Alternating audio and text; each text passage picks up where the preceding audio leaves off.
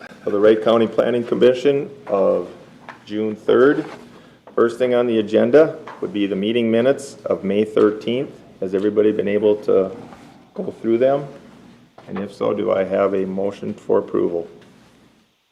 I would so move, Mr. Chair. Second. Motion made and seconded to approve the meeting minutes of May 13th. Is there any discussion? There's no discussion. All those in favor signify by raising your right hand. Opposed, same way. Motion carries. All right, first thing on the agenda today is Cami Holdings LLC. Anyone pertaining to that, you want to come up here to the table, please, and give your names for the record. Good afternoon, Paul Otto with Otto Associates. Paul Tucci representing Cami Inc. Okay. Sean, when you're ready. Yes, Mr. Chair, Planning Commission, just to bring you up to speed where we sit on this property. We did a site inspection. Property was zoned agriculture.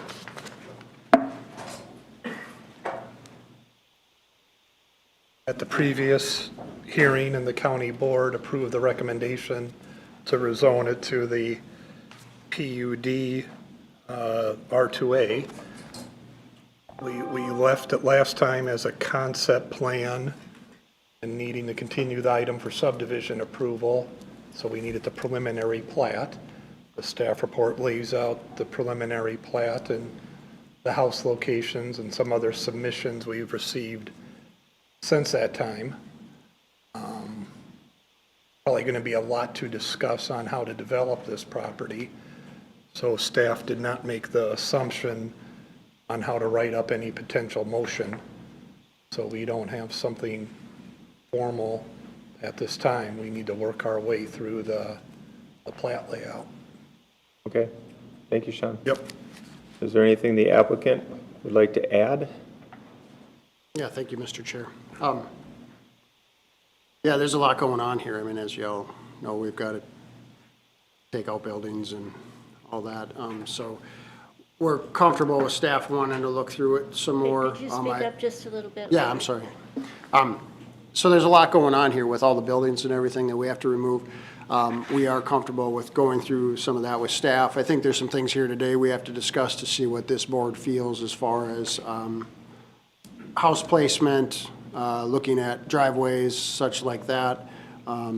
As we looked at it some more, the value of a lake lot on Lake Sylvia is the lake. I mean, what are we, we're not going to kid anybody here. We're trying to get to the lake. So we started out with the top thinking we're going to put the homes on the top. As we looked at it closer, there are some areas where we can get some roads to the lake.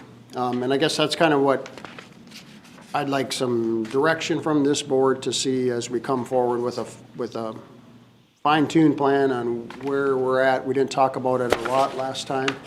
And I know the staff report, just touches on this. And the PUD allows us some flexibility, and maybe we need to make even a little more flexibility with lot lines to move things around to make driveways. But kind of frankly looking for some direction from this board. We'll work out details on exactly where wetlands, bluffs, everything else is with staff, but trying to see where this board is at with as far as, home placement and, what your comfort level is going to be. Also maybe talking about what if we didn't do a PUD, what if we pulled it back one lot? What option, what does that mean? Obviously the standards of where we can build would fall back just to the zoning code. So trying to use this PUD to make this a better process and a better subdivision, basically. But so that's kind of want to start with that and open up some discussion. So, Okay. Can you get the mic just? I think that one's feeding. Well, just trying to get a little louder. Turn the volume up, we can't hear them. Well, we don't necessarily. Remember, we got a crowd now. We're back to the old days. So outside voice. speak like I have a mask on still? Well, there you go. Yes. Gotcha. All right, is there anybody up here from the board that wants to open up with any questions, or otherwise I'll open it up to the public first, and we'll come in after that? All Okay. Is there anyone from the public that would like to speak on this matter? And if so, come up here to the podium, give your name, please. And if we can, let's try to keep it to about 3 or 4 minutes in time, because it looks like we may have several people talking. Yes, and please. Can you hear me okay? Yes. Can you hear me? Yes. Okay, good. My name is Frank Lucchine. I've been on Lake Sylvia since 1976. Previously, I bought what was known as a Stearns Camp back in 1984. I sold half of that to Jim Schwabel, and currently we have 35 acres with 2 homes on it. The thrust of the concerned citizens regarding this proposal from, is it CAMI Associates, is that it will destroy one of the last remaining beautiful spots on Lake Sylvia, and I strongly oppose any subdivision of this sort, certainly not within 75 feet. I went through this myself last fall, and Sean can attest to that. We did most of the work that they've done already. At the time, Hennepin Avenue Methodist wanted a use plan. We incorporated a Christian carryover, quote unquote. I contacted the Carlson family. I happen to know them personally in Maryland. And Penny, went to high school with them. Glenn Nelson used to be my partner. And they were very concerned that this would be, I guess the words they used, raped. And they still are. I just talked to her the other day. I am going to ask that the board defer any decisions today until the concerned members, including myself, Jim Schwabel, and others, are going to talk to CAMI Associates and make them an offer that's going to be hard to refuse. Basically, the offer will be that we will buy them out. We will then turn around and give, that's GIVE, the entire 70 acres to the Lake Sylvia Association for their continual use in perpetuity. This is a piece of land that is unparalleled. If you've never been up there, you should. The Carlson family is very concerned that they're talking about knocking down Carlson Commons, which includes a chapel, a restaurant, beautiful views of the lake. The lake does not need any more development. They need less development. My track record and Schwabel's and others have been very good in this. We want to preserve the integrity of and the beauty for this lake, not only for ourselves, but for generations to come. This will be a real gift, if you will, to not only the Lake Sylvia, but also the Wright County. So I would ask that you at least defer any kind of decisions today until we have a chance to talk to the CAMI group. I was going to do this last fall. I had all the ducks in order. I had Hennepin Avenue Methodist supporting me. I had the Lake Sylvia Association supporting me. My offer initially was $2.2 million based on Chase's assessment. They countered by wanting $2.4 million. I said yes, with the contingency that I talked to Sean, right here to my right. And I think it was 6 or 8 months ago, Sean, you and I and my surveyor, my lawyer, sat for 2 hours and went over everything similar to what they're trying here today. And the bottom line, that the message that we all got was that we would have to put any houses 600 feet away from the lake. At that point, I backed out. My proposal was at that time, by the way, to put in a couple of houses and donate 70% back to the Lake Association. Currently, the new proposal is 100%. So with that in mind, I hope the board makes a judicious decision today and not approve any further development on Lake Sylvia at this time, knowing full well that the property will be in the correct hands. That's mine and Schwabel's and other, let's call them the one percenters that are concerned about the lake for perpetuity. I think the wise decision would be to defer any decision today and let us make some contacts with CAMI. I would like to see, and by the way, I respect CAMI. They want to make money. I respect the realtors somewhat. They want to make money. Wright County, I won't say you want to make money, but this is, by the time if this is developed, you'll have another $10 to $15 million of taxable income. So everybody's got a motive here except the people on Lake Sylvia that want to preserve this. And hopefully that will happen. All right. Thank you. Is there anyone else? Gentlemen there, you want to come up?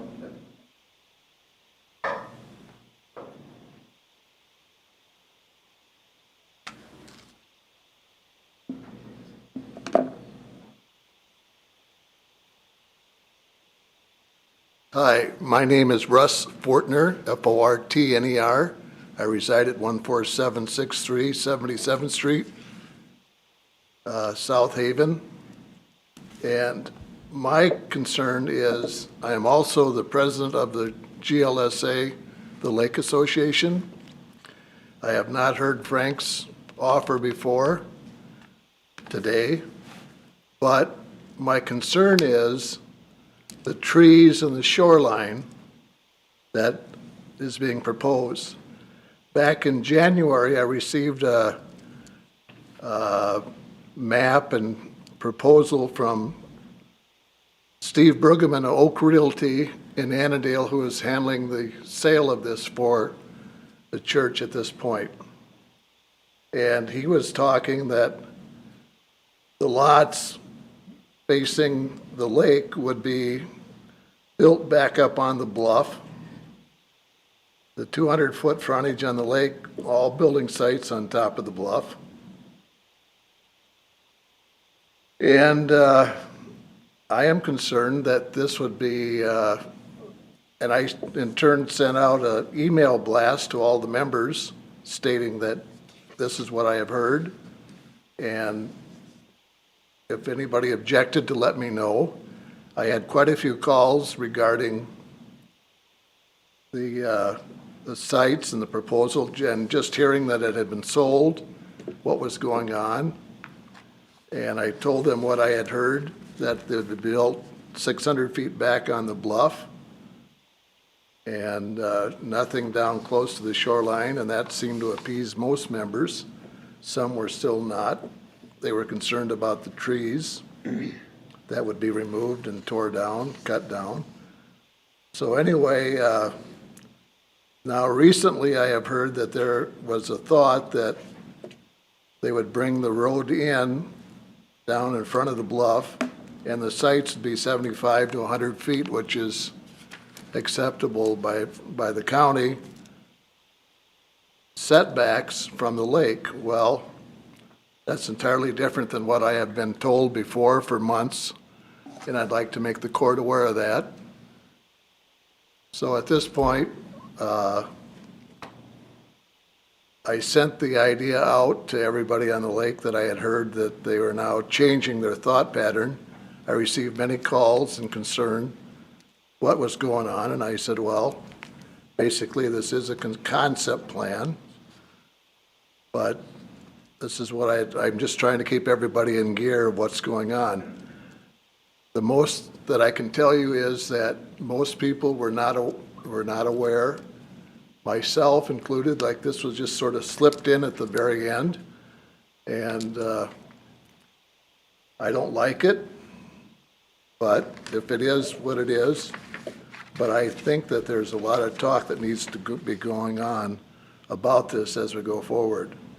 I agree with Mr. Frank over here that this should be set aside and dealt with later. But at this point, that's all I have to say. All right, thank you. There's somebody else that would like to comment?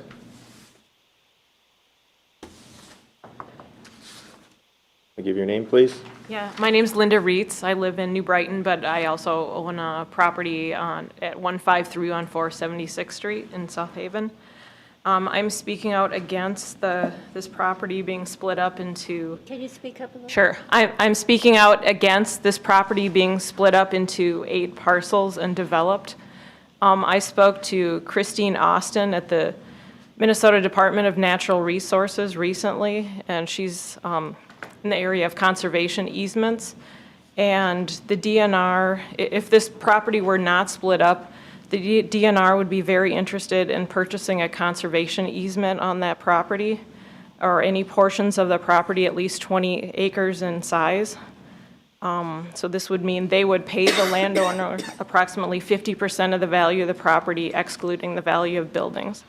And the current buildings could remain, but the rest of the property would be protected in perpetuity. With the worsening climate crisis we're in, we need to protect our remaining undeveloped areas of forest to absorb carbon from the air. And Koinonia is a priceless jewel, and it should not be split up and developed. All right, thank you. Anyone else that would like to comment? There in the back, you want to come up and give your name, please?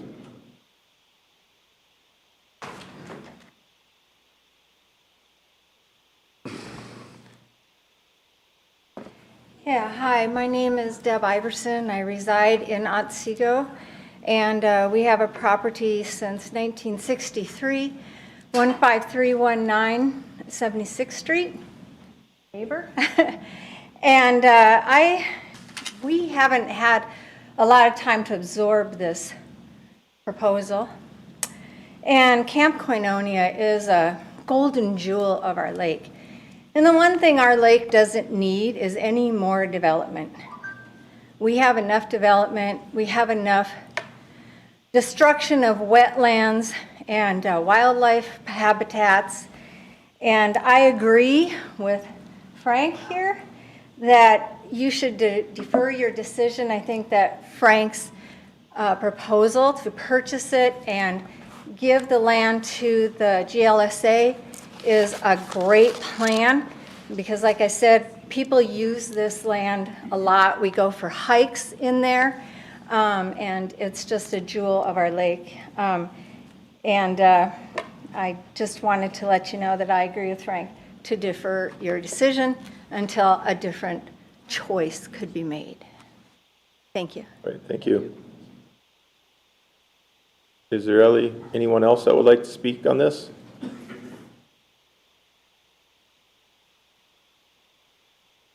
Is there anyone else that would like to speak?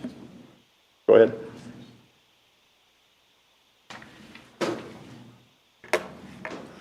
Mr. Chairman, members of the commission, my name is Grant Barrett. I live in New Hope. 8124. Can you go towards the mic a little bit? It's hard to hear you. Okay. 8124 40th Avenue North in New Hope. Push it up a little bit. Bring it up a little. You look closer? There you go. Okay. Better. Well, I want to be heard. I've been following this proposal because I'm a member of Hennepin Avenue Methodist Church. I joined back about the time Kirk Carlson donated the land to the church in 1962. And I've also taken my family out there to stay during the winter.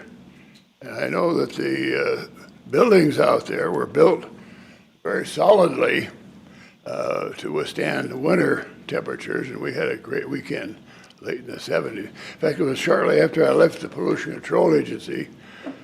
And since that time, I've been a member of the Parks and Trails Council of Minnesota, served on the board and was president. And I've dealt with a lot of special places. That's the purpose of the Parks and Trails Council of Minnesota.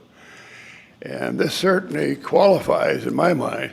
My first concern when I saw this about 2 years ago was the setback. I checked with your administrator and found it was only 75 feet.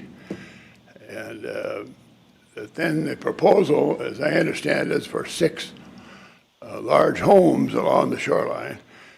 And of course, my concern there is the runoff of fertilizer, chemicals into the lake. There's bound to be pollution of the lake. That was my initial concern. But then I realized after coming out here about 2 months ago to Koinonia that there are big woods out there. And in my legal practice, I've dealt with big woods. There aren't many left in Minnesota, maybe 1%. I dealt with a proposal by the Providence Academy to chop down all the big woods in Wayzata and put the Providence Academy in there. I dealt with a neighborhood group, and we were successful in persuading the Wayzata folks to encourage the people from the Providence Academy to go elsewhere, and they found a much better site out on County Road 9.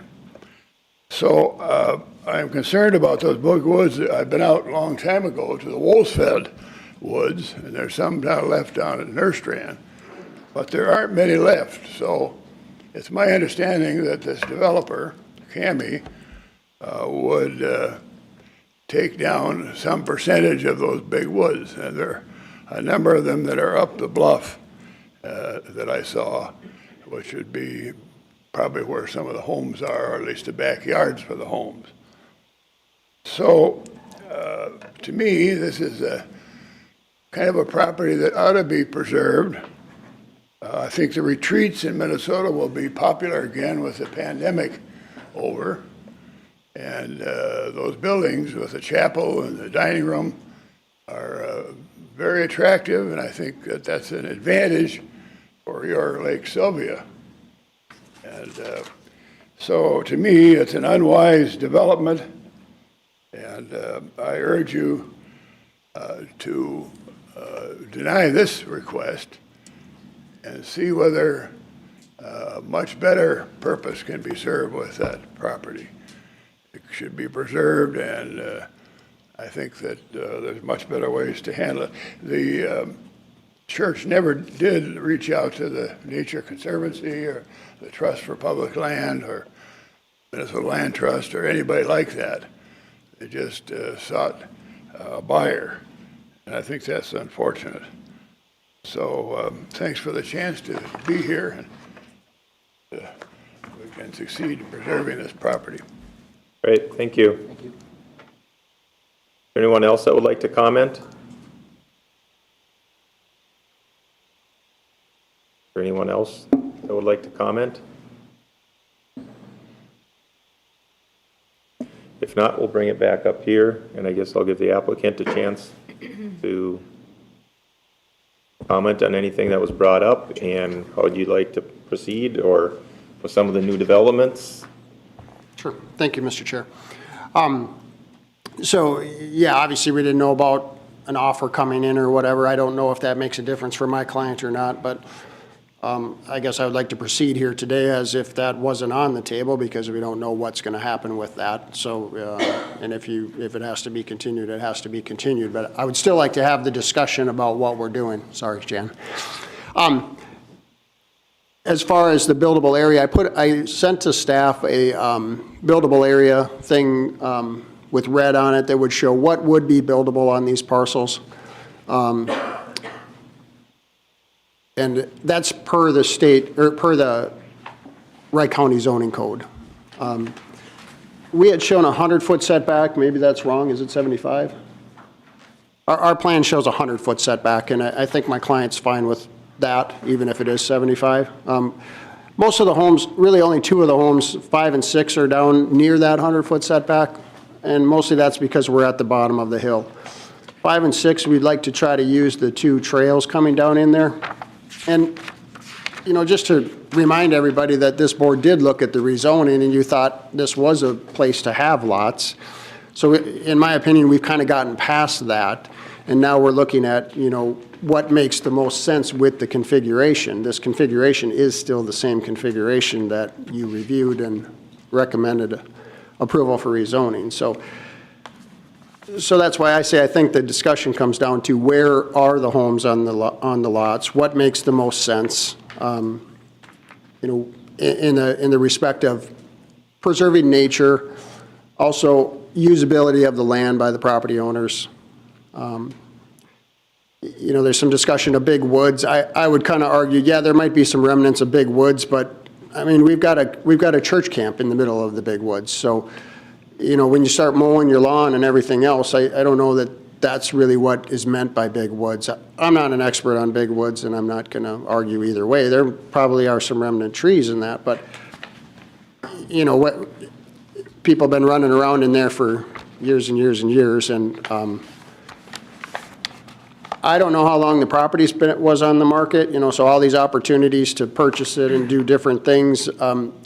Obviously, there's a reason why we're here today. Nobody else bought it, or they would have been in sooner or whatever else. But so we're kind of here today because of the situation. It was for sale. Nobody bought it. My client bought it.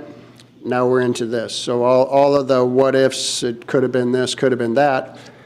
You know, there was time for that to happen and it didn't. So I guess I asked this board to help us move forward at this point and, you know, not really dwell on what if and, you know, look at what's in front of you today, I guess. So, and I don't know if my client has. Yeah, I was just going to say that the property was for sale. We made an offer and it was accepted. We have an agreement that way. And again, we did come in front of the board and this was recommended to proceed, so we've proceeded. The one thing that we have done, and I think we sent photos too, we're, you know, on 5 and 6 where the bluff is, we're trying to use that existing asphalt path. It's approximately 10 feet wide, and I was out there the other day again looking, and I think you can make it a driveway at, you know, we've talked about 14, 16 feet wide, and I don't know that you take down more than 2 or 3 trees. There's a light pole on one side, and a couple of trees that look like they'd go down. We're trying to minimize the impact. The last thing we want to do is clear cut and create this open space. We want to try and preserve some of what's there and fit homes in around what's there rather than open it up and just plop them in. And that's what Paul has done, is tried to do that. Again, we're 100 feet back with the homes on 5 and 6, and everything else is well beyond that. And on 5 and 6, we're trying to stay clear of the bottom of the bluff, the setback from the bottom of the bluff. So. Okay. I guess, Jan, you're the first one with your hand up there. I would just like to ask you one question. Do you actually own this property now, or is it still up for sale? We have a purchase agreement that we will be effectuating and buying it. But they have not accepted your offer? No, we have a signed have a purchase purchase agreement agreement. that we will be closing on. And Mr. Chair, in order to get here, the applicant signed the application as well. So they're aware of what's going on and they're a party to this even though they aren't here. So you are, just to make sure that I understand exactly, you are the owner on the list here at the county saying that you are the legal owner of this property? No, we are the applicant and the legal owner has signed the application also. I think that's what Paul was just mentioned. So you are not the assigned legal owner? We are not the fee title owner today. We are under purchase agreement, and we will be purchasing the property under that signed agreement. Okay. Legally binding signed purchase agreement. So with a purchase agreement, I've been involved in some purchase agreements before, and I've been outbid by somebody else that's come in later. Not when a purchase agreement is signed. I'm not an attorney. I think there's a couple behind me, but our attorney is available. He's on the meeting, but we have a signed purchase agreement that gives us the right to purchase the property. I'm not sure I understand that, but thank you. Okay. Go ahead, Corey. Mr. Otto, I wonder, we had a similar sort of property in Otsego where I'm from when I was on council, and it was a park that had been dedicated a long time ago. And a lot of the area residents were upset because there was change coming. But what we found was we really worked with the residents around there. Would that be the plan that you guys would anticipate too, working with the lakeshore groups and residents of the lake? I guess I'm not against that. Some cities require a neighborhood meeting. Wright County doesn't. I don't know what Otsiko's zoning ordinance is, but some cities do require actually a neighborhood meeting. I don't think we would be against that, to sitting down with the neighbors and looking at that. Probably, I suppose, the heads of the Lake Shore Association, but I don't know why we would be against that. Right. So, like, I had two questions off of that.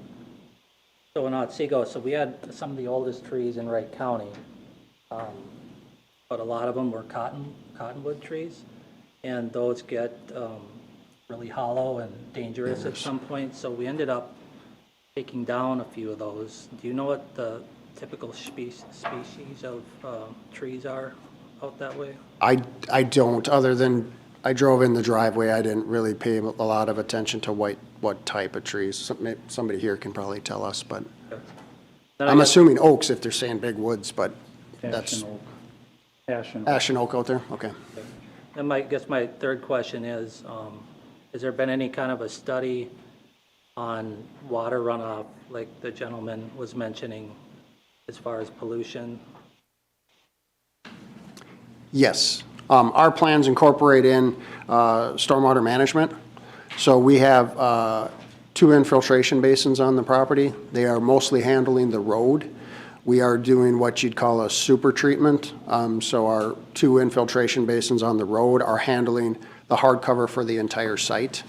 So I think we allotted about just shy of 20,000 square feet for each of these lots in our stormwater design. So if the purchaser would go over that about half acre of hardcover on their lot, they would need to implement further stormwater treatment for whatever that is. If their shed is bigger than, between their house and driveway, sidewalks, shed, they have 20,000 square feet of impervious on each of these lots, incorporated into our design. So. Thank you. Yep. Okay. Mr. Chair? Go ahead, Mike.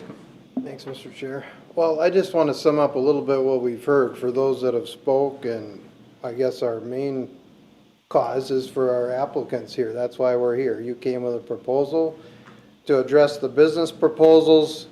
That's out of our realm. If you want to do a deal in the hall or the sidewalk or something, it's not within our realm to call a timeout to let that potentially play out. And that's what you said. You want to continue with the process. So we got a proposal in red here with driveways and potential house placement.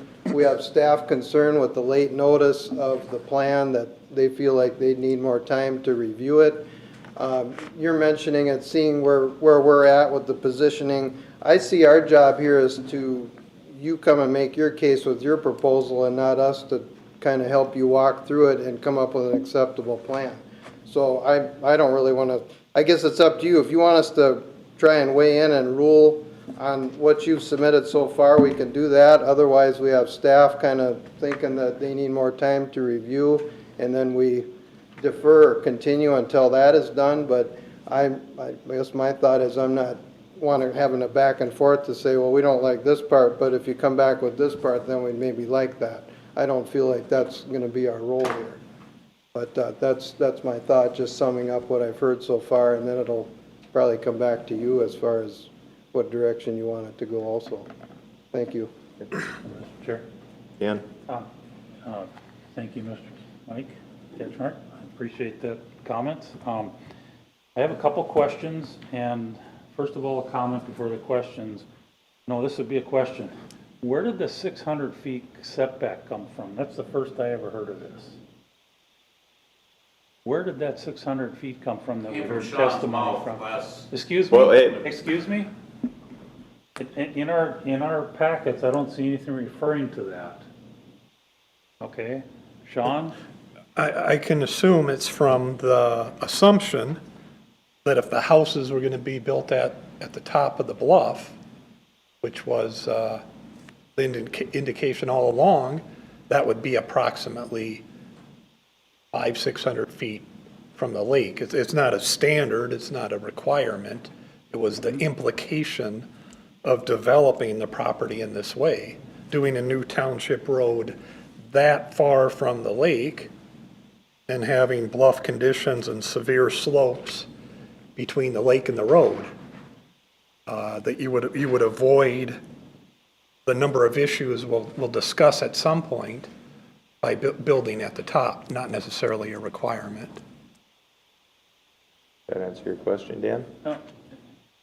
Yeah, it does in part. As far as setbacks greater than 75 feet, that applies to environmental lakes only, right? Is that correct? Then it's 200 feet? Well, there's three classes of lake. A GD lake is 75, an RD lake is 100, and a natural environment lake is 200 feet. Yep. None of those setbacks are going to get you up to the top of the hill. So this is about the planning commission having within their purview the layout of a planned unit development and can attach conditions to a plat and can dictate where houses are going in the plat. We've often had that discussion on, well, what if they want to move it? What is the process? Okay. And then one more question. Go ahead, Dan. You've got On the floor. lots 5 and 6, you have on lot 6, a driveway halfway drawn there, it looks like. Is this an option 1 and 2 between 5 and 6, or can you explain that to me, why there's a crossover between 5 and 6 at the bottom of the hill? Sure. Commissioner, so my ultimate client, one of the owners of CAMI, is going to buy lot 6 and build on it. So we talked about, at first we were putting the home down there, we were going to widen out the trail that we show on there as a driveway for that lot. He looked at that and he said, I don't want to do that. He said, I want to use the existing bituminous trail that's coming down there, and 5 and 6 will share that driveway, and I'm okay with that for my home down there. He said, I live on the same thing in northern Wisconsin, wherever he is. And so that's why we're showing it that way, because he wants to build down by the lake and he wants to share the driveway and minimize his impact on the slope, and the two would share, basically essentially widening out what's there and use that as an access. So technically he'd be able to build his own driveway, given all their other requirements of anything else, but he wanted to present it that way. Okay, thank you. Right? Yep. Ken, did you have anything? I'm just writing down some notes. I perhaps have more questions, Mr. Chair, but is it my recollection that the township approved, first of all, the rezoning that we ultimately passed and the county board acted upon? I believe at the time the township had been in favor of the rezoning. The initial concept plans and such. Okay, very well. And I also read, Mr. Chair, that there have been some recent developments in terms of the layout of this proposed plat, and staff would need more information to study that. Frankly, Mr. Chair, I need more information too to study this. There's some conditions or apparent improvements on these lots that I'm not particularly in favor of. A couple being the long driveways. I mean, the gentleman proposing to buy lot 6, should this be approved, says, no, I'm going to share a driveway. Why, was that ever looked at, Mr. Otto, with regard to the other lots, shared driveways? To a certain point, and then they split off to the home sites? We had never talked about that other than 5 and 6, just because we knew who the owner was. Okay, and then, Mr. Otto, if you may, could you explain to me your statement about, we're now looking at a PUD situation. You could look at it as just regular R2A lots, correct? And what would that entail? Minimizing the number of lots on the plat itself? Correct, yeah. You would end up with some remnant parcel on the north, that outlot, or it would be tied into something else, and then we'd have to adjust a few lot lines to get out of the PUD. We're kind of using the PUD to help us with, like Lot 1, the angled driveway into there, so we can use the driveway that's there right now, so. So under that scenario, the way you understand just regular R2A zoning, how many lots would you get out of here?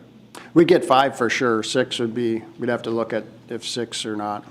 So my comment to that, and to maybe help you understand why I've made that comment, is that if we went to straight zoning and it wasn't a PUD, the back and forth of where do these things sit and you being able to ask for a little bit more to preserve things is off the table. We just have to go by straight zoning code. So my comment on why I wanted some feedback from you is, what are the things you're looking for? Are you looking for a house, you want to see only 3/4 of an acre of woods gone? Do you not like the driveways?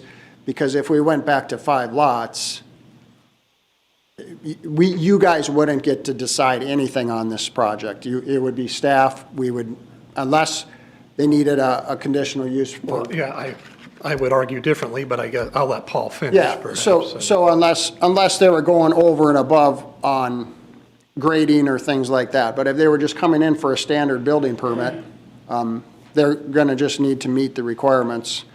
And then even if it was a conditional use permit, you would be mostly looking at the grading and the extents of the limit. Where they put their home would not be in question, because they can put their home where they want to, per the setback. So that was where I was trying to go with that, and maybe wasn't clear, but trying to say that we're willing to put some conditions on the property for the extra lot and for the PUD, and we think it makes sense. But to say that we just can't be down by the lake, I don't think is very fair. Maybe trying to find that happy ground, I guess. Thank you, Mr. Otto. Mr. Riley, you had mentioned GE Lake for the public's information. That's a general. General GD Development Lake as General Development Lake. as classified by the DNR. And is this lake such? It is. Not quite done yet here, Mr. Chair. I'd almost be in favor of, just kind of sitting back for another month or so to see if the current proposal could be tweaked a bit. And I would ask for some measure of delay, not necessarily because there were comments today about, well, we could have bought this or we could have did that. Well, I believe, Mr. Chair, to be honest with you, there's been ample time for this to occur. So I'll just leave it at that for now. If anyone wishes to make that motion, I would probably be in favor of it. Second, Dan. Thank you, Mr. Chair. Sean, did you have something to add, please? Well, it's kind of, we've had a couple comments about it's not the planning commission's job to design this, and I would agree. My concern is we do not want to go through continued design and engineering and moving things around if at the end there are still serious concerns about how this property is being developed. We share access points at the road. You'll see where the townships require to share a culvert and a driveway and then break off on your property. We don't have new plats driving down an existing driveway for 400 feet, down their private driveway, and then driving over to their house site. Of course, we don't want the bluff torn up with a driveway, but it's being caused because of the house location. If the house was above meeting the bluff setback, you would not have a need for the driveway down the bluff, or you would not have to try to set up some alternative arrangement to access that house. Unless Greg wants to weigh in differently, the Planning Commission is issuing a conditional use permit for this subdivision. there are bluff features at least on 2 of these lots, if not 4 of them. If these lots were existing and did not have prior approvals, we would be requiring a conditional use permit for a land alteration for all of these driveways. And we would have a detailed plan.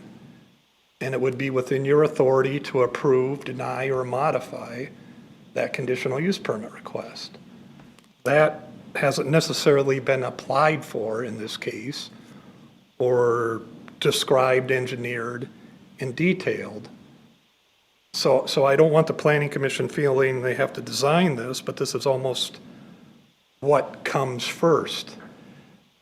Figuring out where we're comfortable with houses going to perhaps avoid a bunch of things, or if we do want to have flexibility or allow for some closer proximity, that's going to lead to a lot of other information that you'll ultimately have to review and still say yes or no to.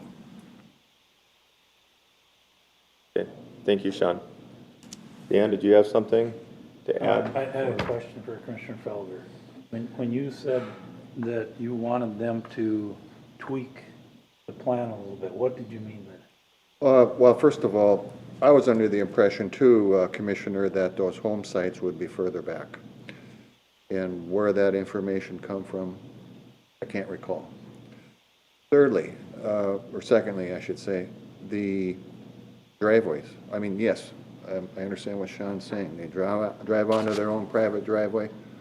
They can go a half a mile if they wish. That's their choice.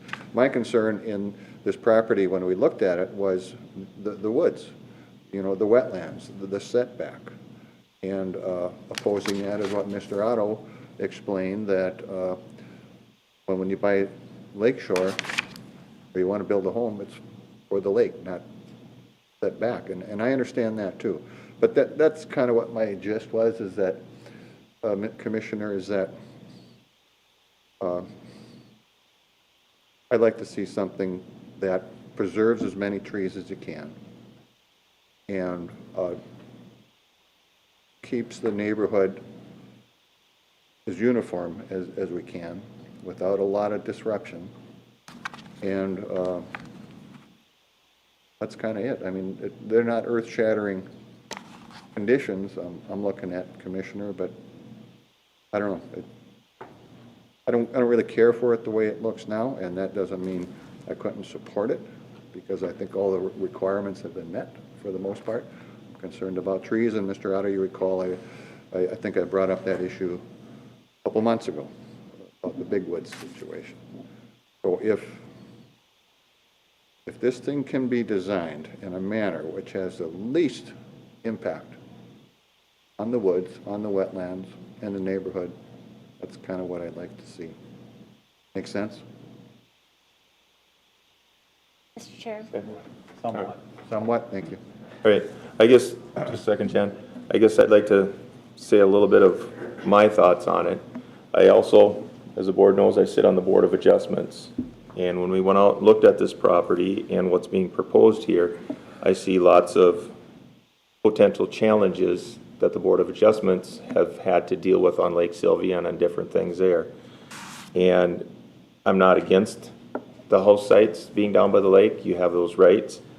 But on the same token, I don't want to be approving this and then people are coming in for variances in the bluff, too close to the bluff, you know, all of those things. We're sitting here with a blank slate, and whenever we're with a blank slate, from being on the Board of Adjustments, I want everything met. I want all of the bluff setbacks met. I want all of the driveway. You know, we're sitting here with a blank slate with abilities of making it all done correctly without having variances or getting too close to a bluff or building into a bluff. And then also looking to the future. You put a house there, I meet the setback today by 1 foot. Well, if I ever want to add a deck on or nobody here can tell me that that isn't going to happen, because I've sat on that board long enough that I've actually seen people circle around and do it.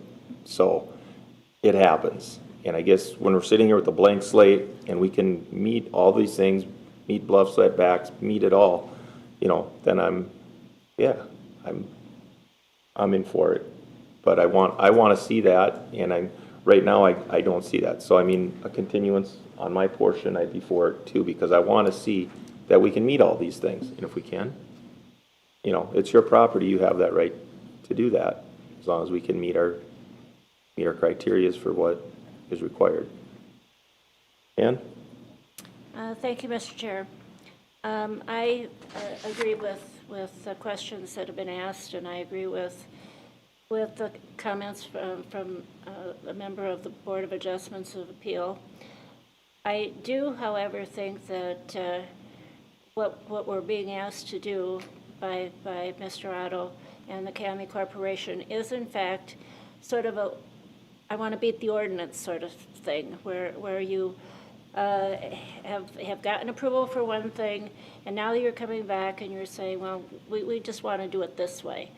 And then it'll be something else. I think that it's your job to come to us with a plan that we can look at. We shouldn't be wasting this board's time and all these people's time to be just second guessing and trying to reach something that you're after, rather than what the plan is for our community. And I really feel that, and I did not vote, I have to support what our board does, but I did not vote personally for this approval of this plan. I abstained because I just felt that there was too much unknown stuff going on, and this is just an example of what's happened here. It's just coming back to haunt us again, and I think you guys have to get your act together, make your plans with Sean and the staff, and then come back to us. And that's the only way that I particularly even want to think about considering this plan again. That's my statements. Thank you. Mr. Chair, may I respond to that? Go ahead. Commissioner, I take exception to that. Okay. I think that we've looked at this in detail. I hear what this board is saying, and I understand that. I've been in front of this board enough to know that where we show these on this plan is where they're going to be, or these people are going to be back in here to talk to you. So my intent on this was to show you that if we build down by the lake, this is where we would be okay with it. And what I wanted to get from this board is that, yes, we are okay with that. What I'm hearing from this board today is, I think we're okay with that, but give us some more details. I'm certainly willing to do that. And I think you've answered my question, but that was the purpose. I'm not trying to sneak around any rules. I have never played that game with this board, and I will not, because I expect to be in front of you many more times. So with all due respect, that is not what we are doing. Thank you. Thank you. Go ahead. If I could add to also, I mean, understand your comment. Developers are looked down upon. I've done this for too many years to know anything other than that. But as Paul said, we asked to set this up. The home sites are 20,000 square foot boxes, correct? That box is not 20,000. No, that's a 60 by 80 house. Okay, 60 by 80 house. And we thought about where the decks could go, and the exhibit in red was to show where things could be built without going into setbacks and needing to come back in for variances. We wanted to try and set this up so that we had maximum coverage identified at 20,000 feet throughout the building areas, hard surface. Make sure that our stormwater management worked with that, and set properties so we wouldn't be infringing on the bluff. The black dashed line that you see, that's the bluff line, and we talked about making sure we were well out of that bluff line, so we wouldn't have been down that road and don't want to do that. That's not our intent here, is we wanted to show where we could build with red and where we are proposing. The shared drive on 5 and 6 was to minimize the impact to the trees. We thought by widening that 6 feet from what it is today. And we sent those pictures. As you look up and down, you can see there's enough width there. Again, I counted yesterday, or 2 days ago when I was there. I think you'd have to take out 4 or 5 trees. I'm not an arborist. I couldn't tell you what kind of trees they were. I think there was an ash tree, and I will guarantee you one of them was an oak. I do know that one. So that's what we were trying to set up here. Okay. Thank you. Mr. Chair? Janice? I would like to make a motion just to deny this hearing and start all over again. I think that we're just getting so clouded with all these different things and all these different aspects. I know in the past we had a request from somebody else that was involved with a group camp, and it just got so messy and so confused and distorted that we simply just made a motion that said, I make a motion to deny this request. And I would like to do that. I would like to make a motion to deny this request. Mr. Chair? All right, I have a motion on the floor.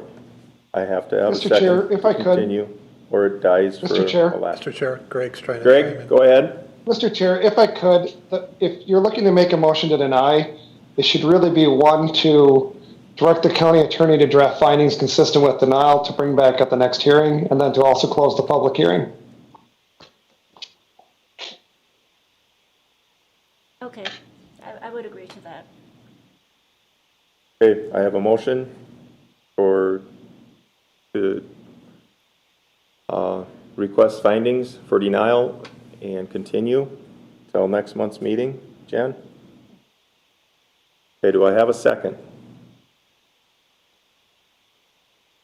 Do I have a second? Do I have a second? Not having a second, the motion dies for a lack of a second. Mr. Chair, Yes. could we table this till next month? Would the board be all right with that, or do you need to can the applicant ask to be tabled? Does somebody want to make a motion to continue this until next month's meeting? I would so move, Mr. Chair. I'll second that with comments, please. Motion made and seconded to continue till next month's meeting. Dan, for discussion? In regards to the driveways on 5 and 6, for myself, I don't know about the rest of the board, but for myself, if you could plat in where the driveway would be for number 6, you know, because I have a hard time with shared driveways. So if you could just make sure you have that in there, where that would be in regards to that bluff. Thank you. Is there any other discussion? Mr. Chair, Mr. Otto, I think like everybody else has said, you know, if the criteria is there and everything looks decent, I would support it. But I also mention again, working with the Lake Association and these people, because there's a lot of passion, obviously, around this lake, and whatever we can do to preserve that, I think would be in the best interest of everybody and for the people in the future who might live on this property if it's my only statement. Okay, is there any other discussion? We have 2 meetings in July. Which one are we going to, or would you like, Paul? We have the meeting of the 1st and also the 22nd. I think the first would work for us, if the board's okay with that. Okay, is that okay with motion? Is that okay, Ken? The first? Yes, is that good? July. Yes. That will give you adequate time to meet with folks and. Yeah, I don't know when the Lake Association meets, that's the only thing. It'll give me time to put together what I need to present to you and meet with staff, but I don't know about the Lake Association. And this motion is fully acceptable to you, Well, correct? You suggested it? Motion to continue, so.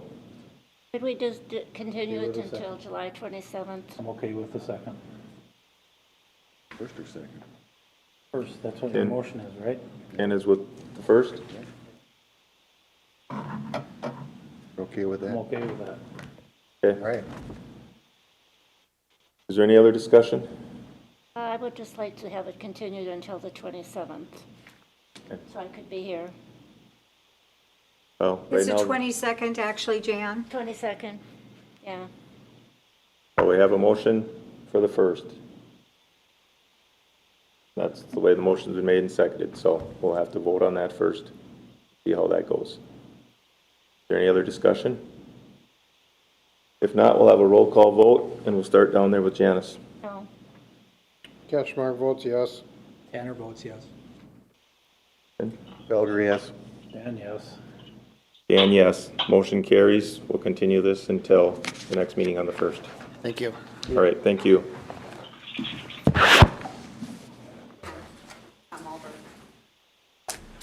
Is Pat on? Pat? Oh, we forgot about it. Hi, guys. You did fine on that motion without me, but I'll be around here for the next one. All right, thank you, Pat. Give I it a didn't know minute. you were on. Give it a minute.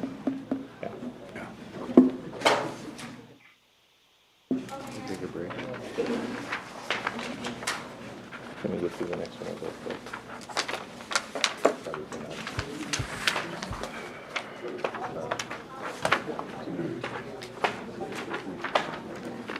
Well, where would be the first time here? Talk to Sean.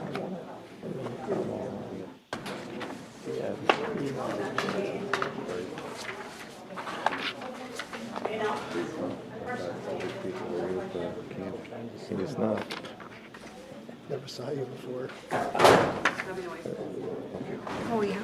I, Table off. no, I just thought, totally forgot.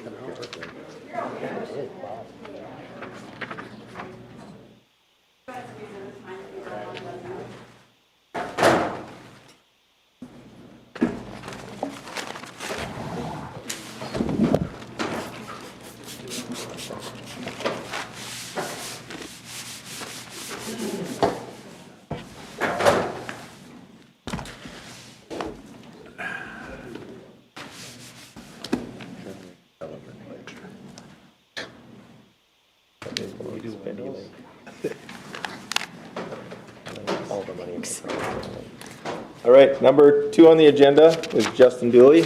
You want to come up here now to our nice clean table? Gotta imagine we had some sweaty palms at this table.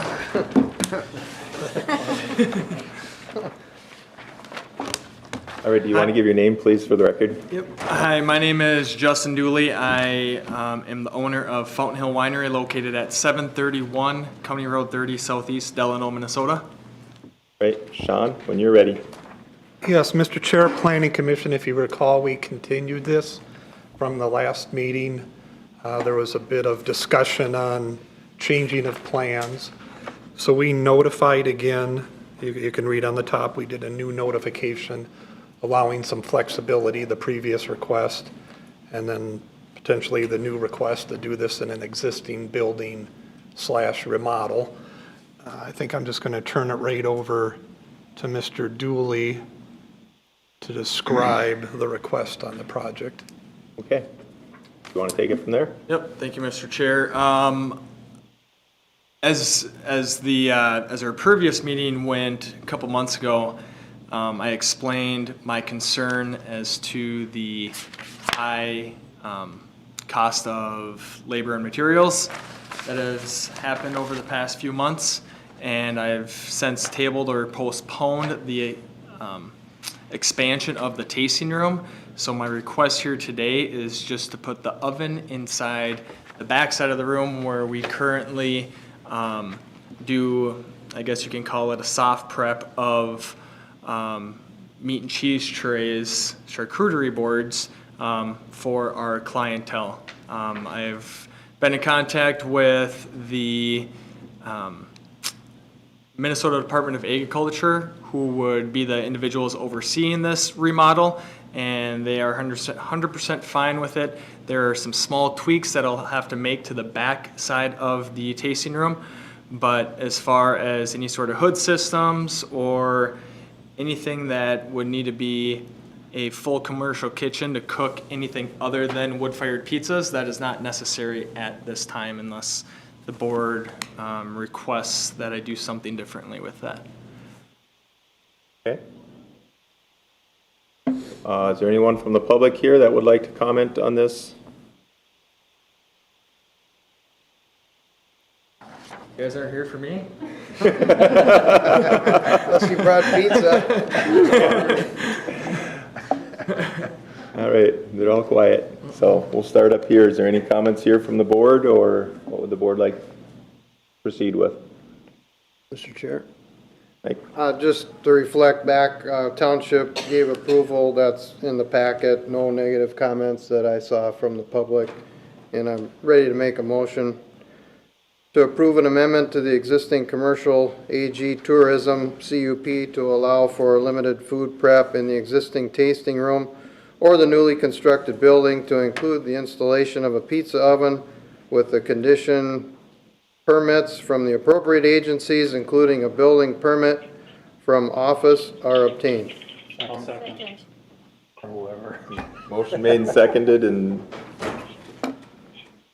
is there any other discussion? If there's no other discussion, we'll have a roll call vote. Start with Dan. Bravender votes aye. Felger, aye. Tanner, aye. Ketchmark, aye. Thompson, aye. Pat? Malberg, aye. All aye. Motion carries. Thank you, everyone. Good luck. Thank you.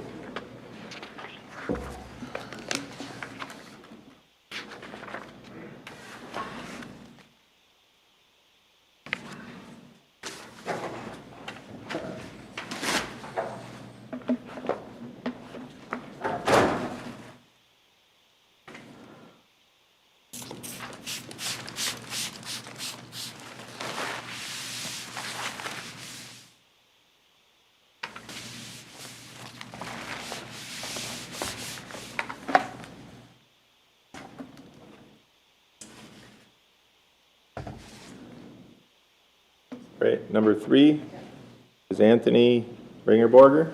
Want to come up, please, to the table and give your names for the record, please?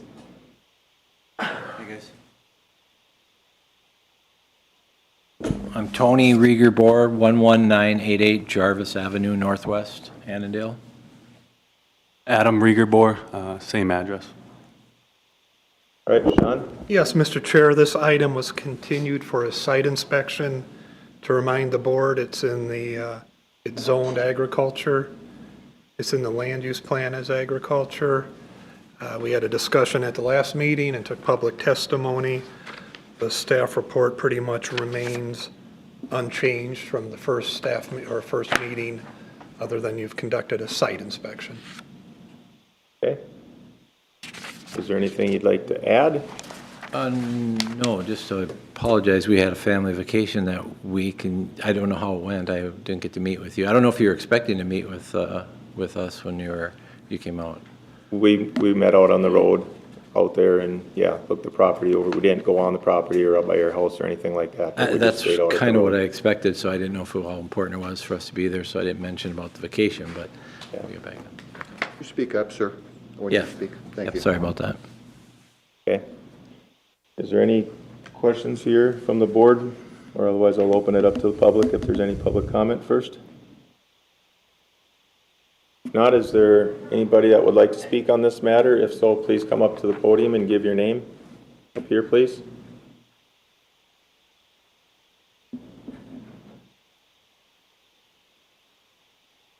Hi, and thank you for this opportunity. My name is Mary LaFave, and I live just down the road from Tony and his family. We do farm. My son farms quite a bit of acreage in that area, as well as the neighbors. And I spoke last time, and I would like to just reissue the statement that it is in agriculture. It has been for a long time. And looking at your own verbiage for the term agriculture, to preserve that in an area where there is still a lot of farming, and to not put hardship on those that are making a living on that land. In respect for Tony and his family, I'm sure they've done their due diligence, and but it's in the history that they moved into an area where there is one house per 40 acres, period. And I know the request is to rezone, and he is willing to give something, and I heard that very clearly, but I just want to make the statement that once you enter the word residential alongside agriculture, it can never be removed.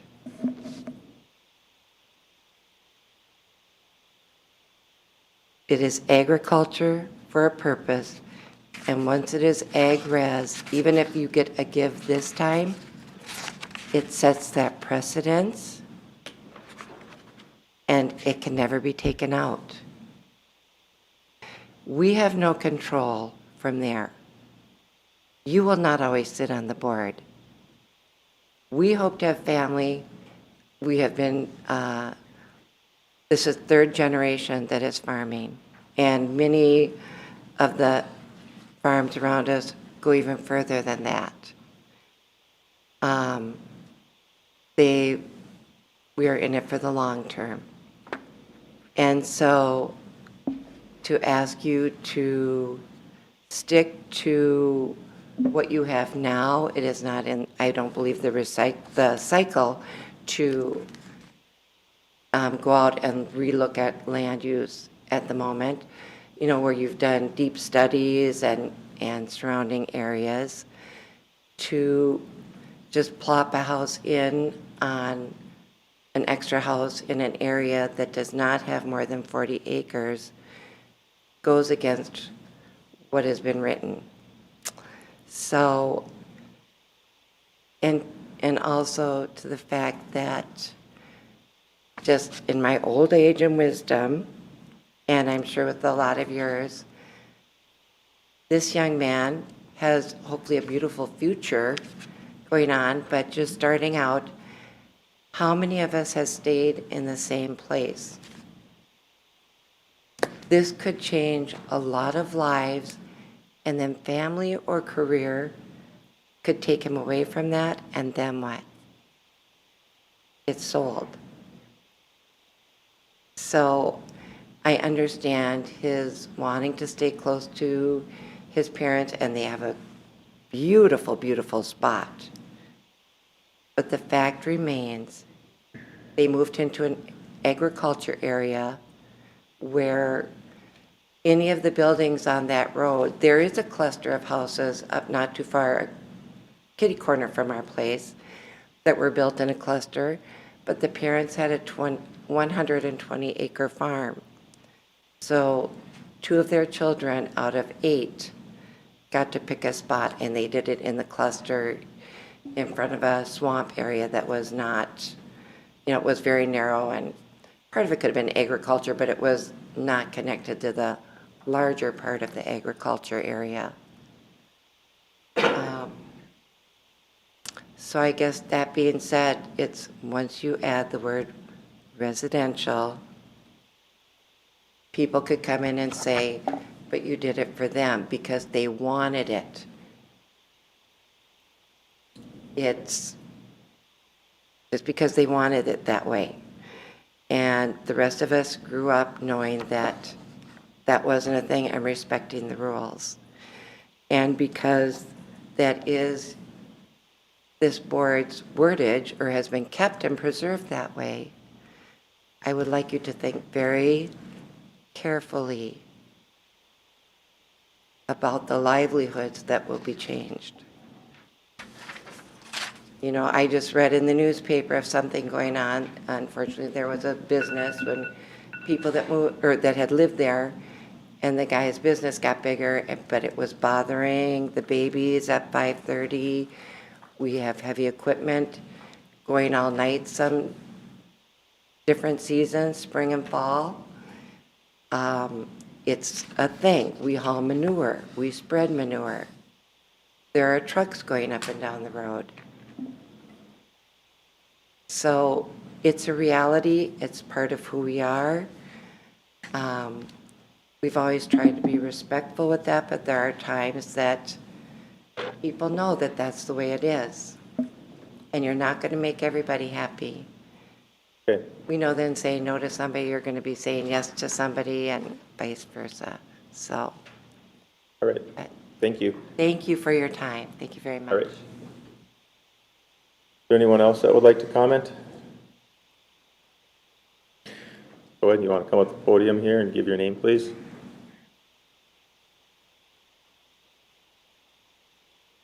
Marty LaFave. Thank you, Mr. Chair. I just wanted to point out, now that you guys have done your site inspection, I just wanted to kind of point out also that, you know, you want to, you know, rezone this parcel here to ag res. Now, generally, you like to, you know, have ag res kind of in an area, you know, an area that's looked for growth. And you've heard from, you know, all the landowners up the entire road here. We're all against it. We're all opposed to put it in ag res. There's DNR land on the east side, so that's, you know, never going to be touched. There's no potential right here, at least the way it looks, to be, you know, an area for growth. But what it does do, you know, it puts it on the map, you know, whatever color, purple, it's going to stick out here. This spot right here, you know, kind of out in the open is ag res. It opens it up, you know, for future people, you know, in the entire county. They might, you know, anybody could come and say, you know, I want to, you know, rezone to ag res as well. You know, this guy, you know, over here, that wasn't in the land use plan. You know, it's not going to be potentially developed for quite some time. You know, why can't we do that? You're really kind of opening it up to, you know, where would you stop? What would be the restriction? If this isn't, you know, kind of a restricted area, what would be?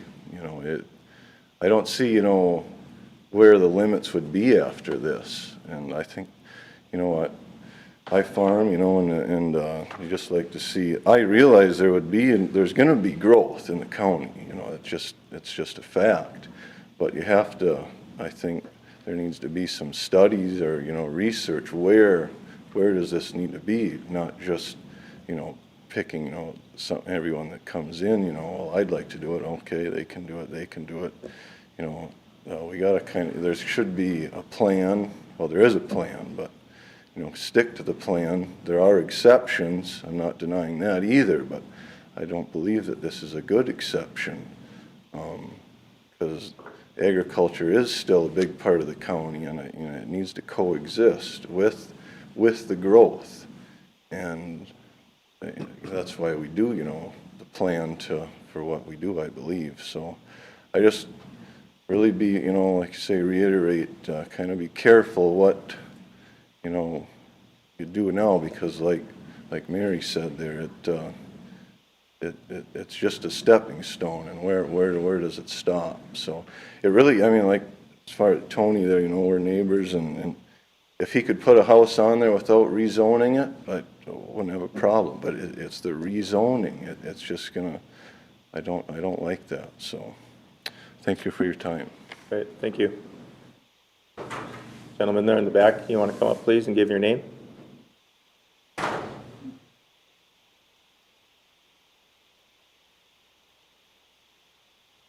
am Jim Durkis. I live right across the road to the west of Tony. I got a couple points. I just, if rezone it, you can't just rezone the 10 acres that he's trying to break off. I understand it. And so if you rezone it, you're going to have to rezone the whole 40 acres, and then there's a possibility that he could put 3. No, he's asking for the 10. I know he's asking for that, but he could. They're requesting to rezone only the 10. Only the 10, but you can't do that, can you? Yes, he's requesting to rezone the 10. The way I understand it is if you rezone that property, you got to rezone the whole thing. He's requesting to rezone a portion of the property to AR. Oh, and you can do that. Okay. You can split that off. Well, the other point I got is the land trust. I know that sounds like a good deal, but the land trust is something that they're thinking about. I mean, it's not set in stone. And if you get, when you get one house in there and not set in stone, and then you can come back and change that later on. And I don't see any place in there where it says he's gonna have to put it in a land trust. That's up to him. There's nothing set in stone that says he has to put it in the land trust. Not that we've seen, no. I mean, that is something voluntary on his part.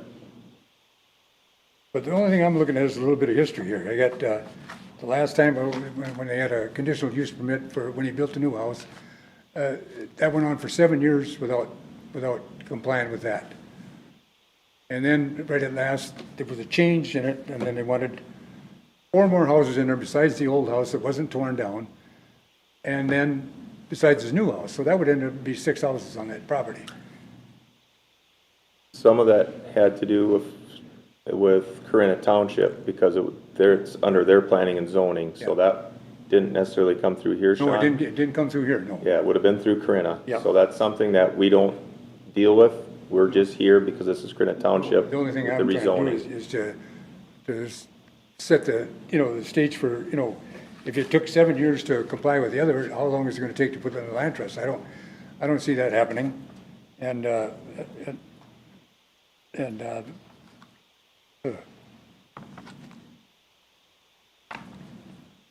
Well, what really is the deal is zoned ag. Everybody knows it was zoned ag, and when you move there, you're zoned ag. I think that's the way it should stay. I mean, and all his closest neighbors are against anything rezoning. And I think if you rezone that once, somebody's gonna get it rezoned again. Okay. I wanna thanks. Thank you. Anyone else that would like to comment? Come up and give your name, please, for the record.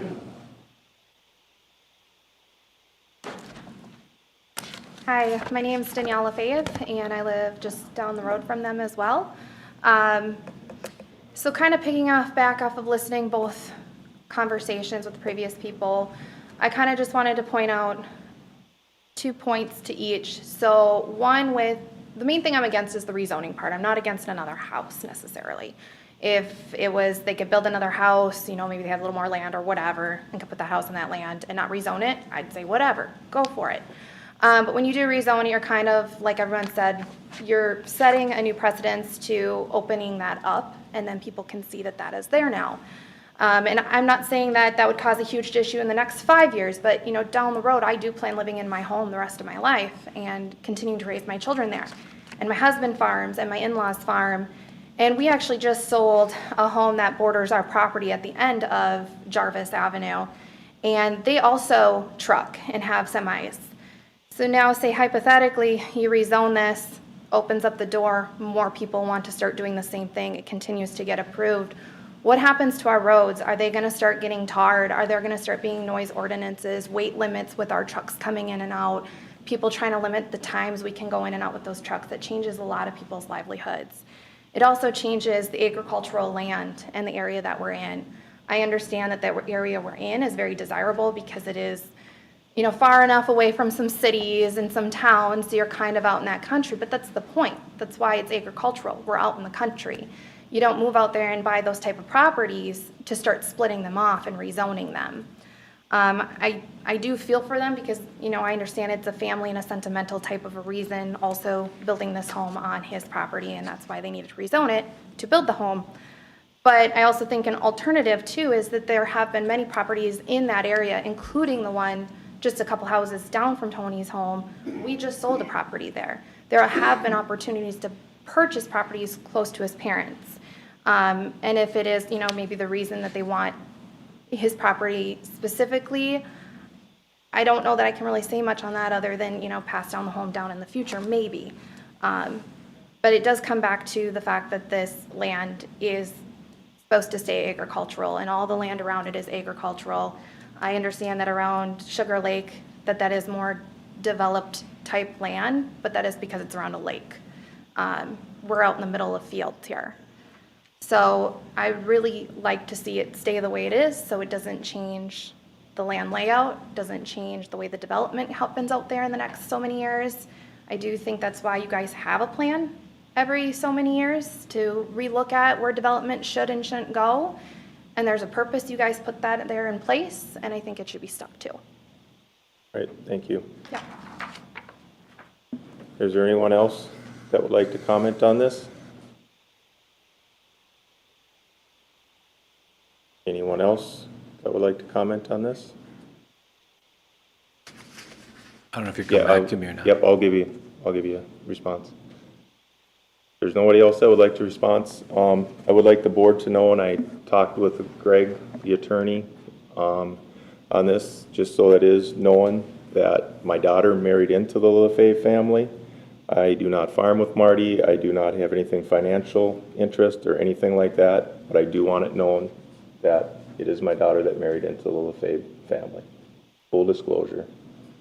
All right. That You was wanna your have- that was your daughter? Yes. Oh. So, now, if you want to respond, Yeah, I literally just feel, Can you speak up?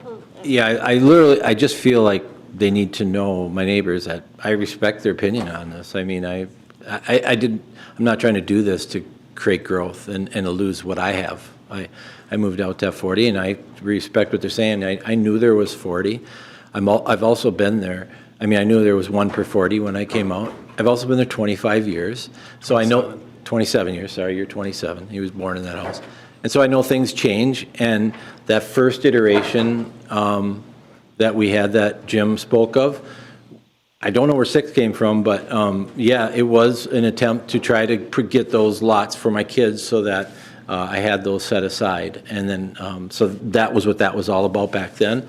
I have 3 kids. I have myself, so it would have been 4 lots. I don't know where 6 came from, but that was what that was all about. It was just an attempt to try to put some land aside for my kids, and it was just a first-time iteration. We had just broke off of the county, and the township did, and I thought maybe that was a time to see if I could get that done. That's all it was. Now I'm here just to try to get a house for my son built. So, and like I said, I realize you can't lash in any legal way the trust, the set aside with what you're doing. I mean, that's been crystal clear from the beginning. And so I don't know how we go about that and to have that done, but that's my intentions. It takes a long time to get done. I know that, so if I would go about that. The land trust moves, they're slower than, sorry to say, government, so, but it does take a while, but it would be done. I've been planning on doing it anyways. I like my spot and I want to preserve it. I don't want to see a bunch of homes in there, so. No, I respect their thoughts on this completely.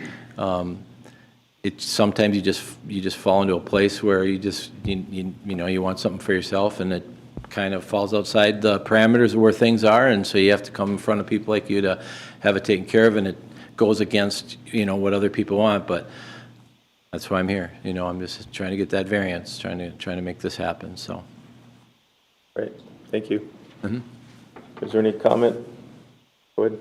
Thanks, Mr. Chair. I was wondering if I could get your take on, I heard some points towards you, and you're not going to be here possibly. I'd like to hear. I appreciate that. I grew up in the area. We've been there for 20. I can't hear you. Hi. I've been here for 27 years, since I was born. We've lived on this property. I went to Annandale schools. I grew up in the area, obviously moved out, went to college, came back to the area, live in Clearwater, which is technically not Wright County right now where I live, I believe. No, it's right. Is it Wright County? Yeah, okay. Right. And I commute to Rogers, actually, and I've worked there for 5 years now, buying in as a partner, as a business owner. And so I plan on being here for the long haul. It's a 30-minute drive. I've been doing it for 5 years. Doesn't seem to bug me straight up the freeway. Because I'm hopefully a business owner here soon, it would allow me to stay in this area forever, and I don't plan on moving. I love this area. Grew up in the area and plan on hopefully having kids in the area that go to Annandale High School as well. My dad, it was said about, buying other homes. My dad made a prairie out of our 40 acres. It's not agriculture. It's not used for agriculture. And it's a beautiful spot that he created.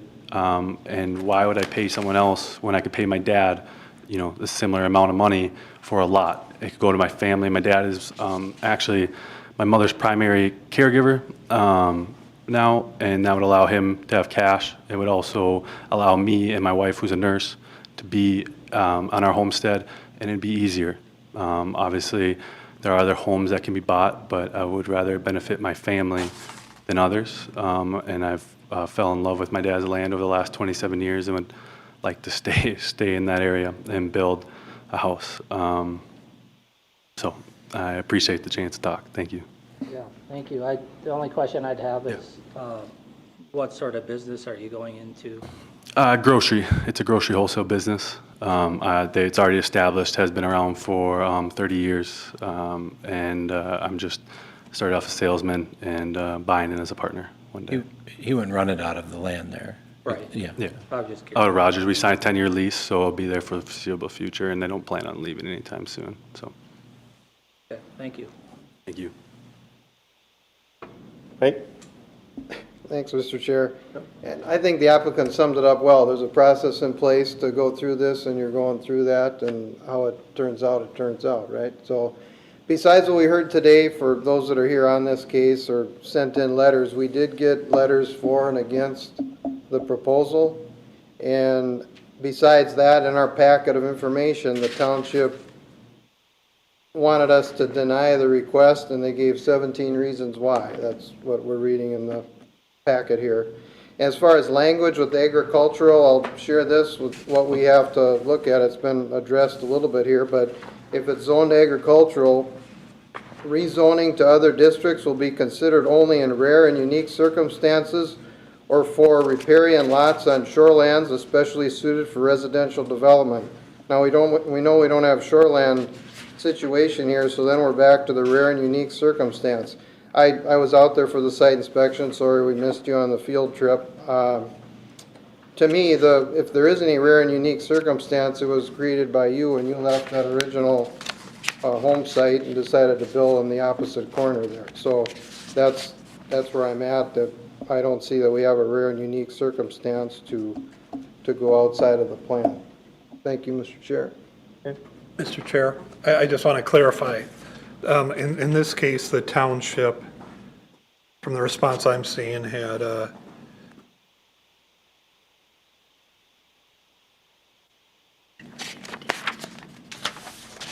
did they?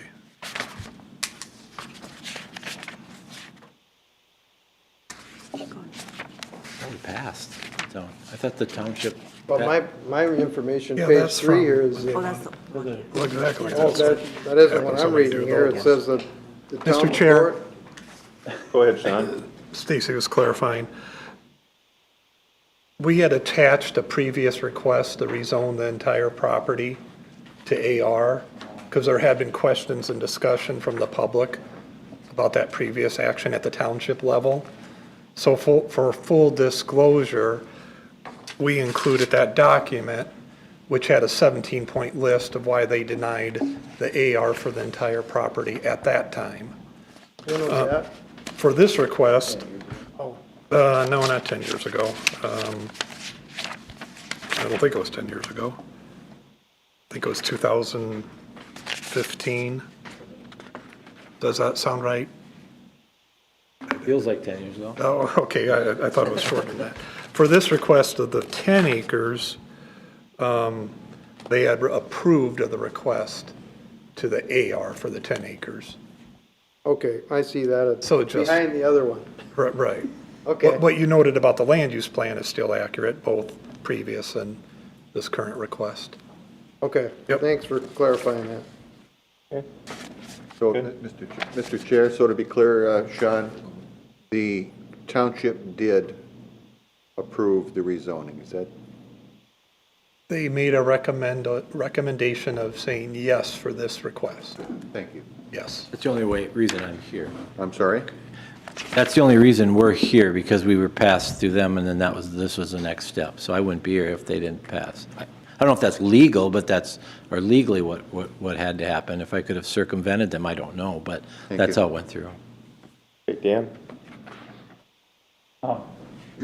Sean, I have a question on Marysville Township. The Bercy property, that was rezoned, do you remember this? I do, I just want to make sure we're on That the, was- we're on the Corona property, right? Yeah, this was, I'm kind of paralleling that to That's fine, this okay, request. correct. okay? That was zoned ag, but it was in the land use plan. It was in the as plan. ag residential. It was in the plan, But that was in the plan, but it was currently zoned ag at that time. correct. And so when we rezoned that, did we just rezone the 10-acre parcel or the whole parcel? No, we rezoned the whole parcel because he split it up in 2 or 3 lots, I think. It was 2. Because I thought I remember there were 33 acres that remained ag. No, I believe Or did he I'd have to split that look, up? but I believe we rezoned the whole You remember that one? parcel. Not particularly. Yeah, we rezoned the whole parcel. Stacy knows. Yes, because it was restricted. Dan, the Yeah. parcel was restricted, so the only way he got the few lots Yep, was rezoning the whole parcel. okay. That, I don't know if you're speaking to the earlier point, that doesn't mean he couldn't have asked for just a portion of it to be rezoned. He could have. Yep. But in that case, he requested the entire piece, because he did more than 1 lot. Yep, But it was in the plan as they are. yep. Yeah. Any other comments from this side? Go ahead. Mr. Chair, I had one more. I know that you had brought up your mom as your dad's her caregiver. You don't- Other way around. I'm her caregiver. Right. Yeah. You don't have to disclose, but I was wondering what sort of medical problem she has. She has a neurological disease. Is that what you're asking? Yeah. Cortical basal degeneration, and frankly, she's in the last few years of her life. It's a progressive disease. Sorry to ask that. No. I just, to me, that seems like that would be a rare circumstance where your son could be close by and his wife, who is a nurse, to have your kids around you. So, I guess Appreciate you bringing that up. for that, I support this, but. Any other comments here? I guess, board. Chairman. Go ahead, Pat. Nope, this is Jake Pill. Not bad. Hello, Did you, Who's speaking? Can you say your name, please, one more time? this is Jake Piram, Piram. And you'd like to speak to the Mr. Rigger Borer request in Corona Township? Yes, sir. go ahead. Go ahead, please. I grew up there. My family still lives there. They live on 125 Link, Jarvis Avenue, Northwest. So you have one person making a request to try to change the landscape for many, which I don't agree with. I grew up there and I understand why rigger borers love it out there. It's beautiful. But you make one change to that, and that opens up the doors for the rest of the people. I would love to live out there myself, but financially right now I can't. I don't have the luxury of having my family own 40 acres and trying to split it up to give me 10. With that being said, you go ag residential, that changes the landscape for the entire community out there. You shouldn't have to change one to change many. There's got to be another way around this where it doesn't have to be rezoned, where everyone can get what they want, where he can put his property out there, sit on that nice 10-acre parcel, help his family out. I don't understand why it's either black or white. There's no reason why one person should have that much power to change the entire community out there. My family's been out there for 40 plus years. We've been neighbors with Matheny's, LaFave's, Crispellas, a whole group out there. We were one of the first ones out there. Now you're asking for all that community to change their lifestyle because one person wants to put another house and rezone it ag residential. My understanding, he's tried this before, correct? Yes, it has happened in the past. Okay, and what was the Differently. board's recommendation from that? Mr. Chair, that did not go to the planning commission at the county level, and that was a different proposal. It was still an AR rezoning. Again, it was put in the record because there was discussion Okay. from the public. All right, thank you, Sean. Okay. All right, thank you, sir. No, I'm against it. I'm 110% against it because I do not feel one person's changed the landscape of many. There's got to be a different way that this can be proposed and everyone can go away happy, correct? All right. Or is this just, it's ag residential or nothing? Okay, thank you for your comments. No, I'm asking you a question. Correct. At this time, it's zoned agriculture. It's a 1/40. That's been, Exactly. there's no more entitlements. The Yep. only way to build another house on the property is to rezone it. There's not a way around that. Okay. Just so we're clear on that. All right, thank you. You're welcome. Bringing it back here. Is there anyone else, Sean? Not from the public. I know from the Pat public. was about to Okay. speak up. Pat, did you have anything?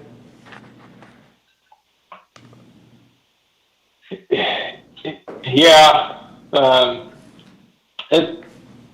always struggle with these standards about rare and unique circumstances because with just about every application that we get before us, you can find something that's different and you can find something that's compelling. You can find good reasons for doing stuff, but that's a different test than the standard that we have. And the standard that we have is rare and unique. As I see this parcel and as we visited out there, you know, I think the topography of this parcel makes it so this would be a great spot for a home. It's beautiful out there. This isn't the most productive piece of farmland down in that corner. But at the same time, I think you can make similar arguments in support of splitting off and rezoning portions of agriculturally zoned properties all over the place because, as I've been told so many times, beauty is in the eye of the beholder on these things. As I see it, I'm closer to a yes, but I'm ultimately unable to see how this one is a rare and unique circumstance. And I'm also, I am concerned with the spot zoning that this looks like is being asked for here.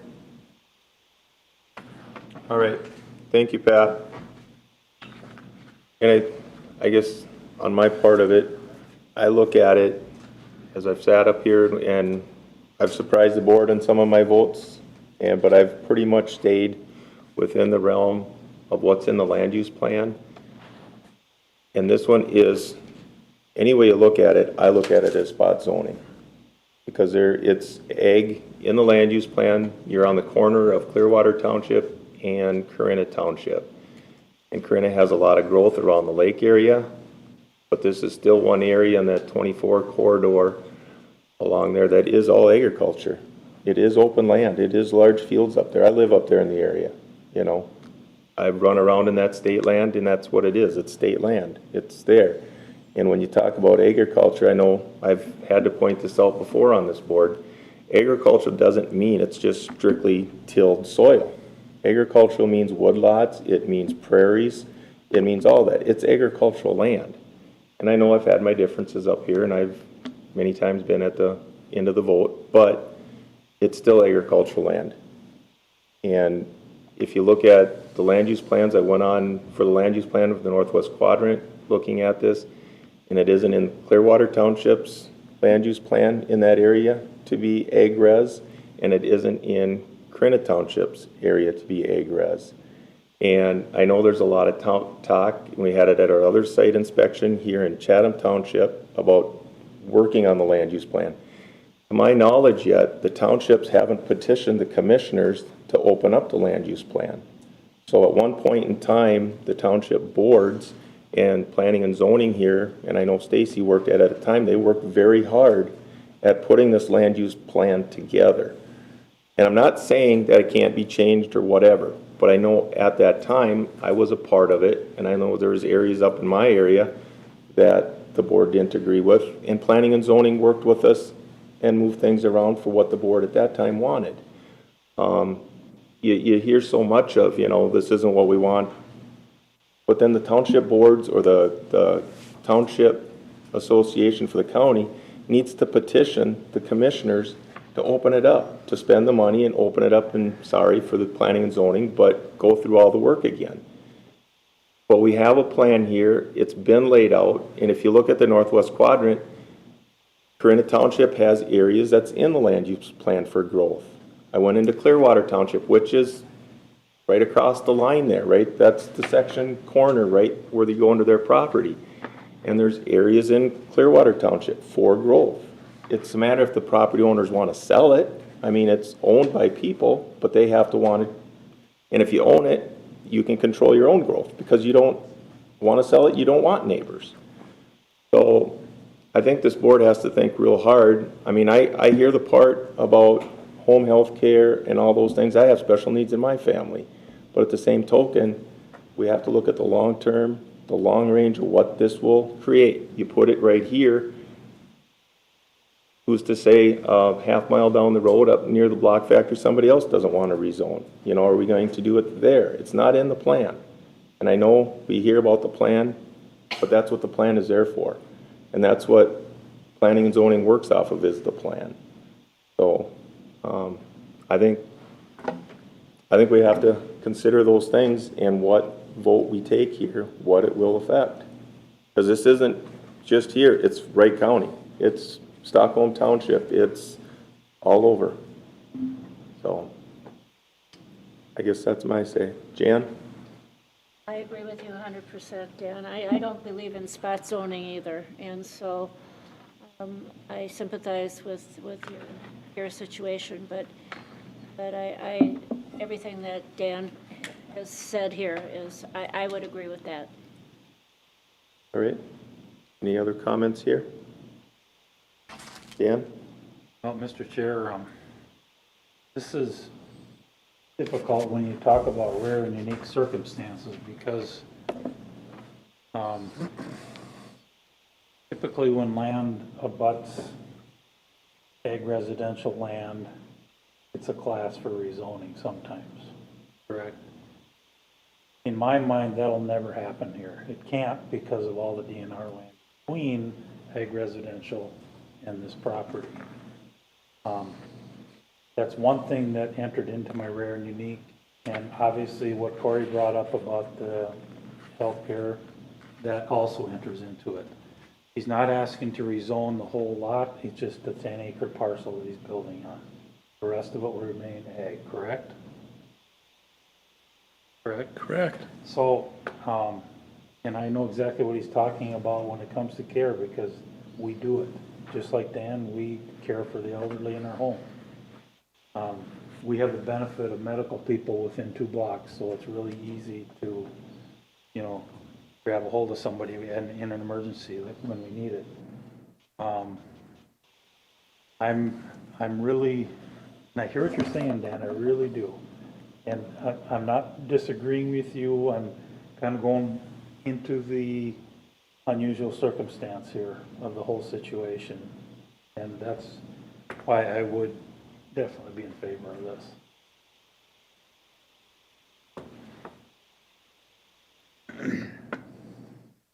Any other comments? Well, Mr. Chair, this is one I've really been struggling with it, particularly on the spot zoning comment.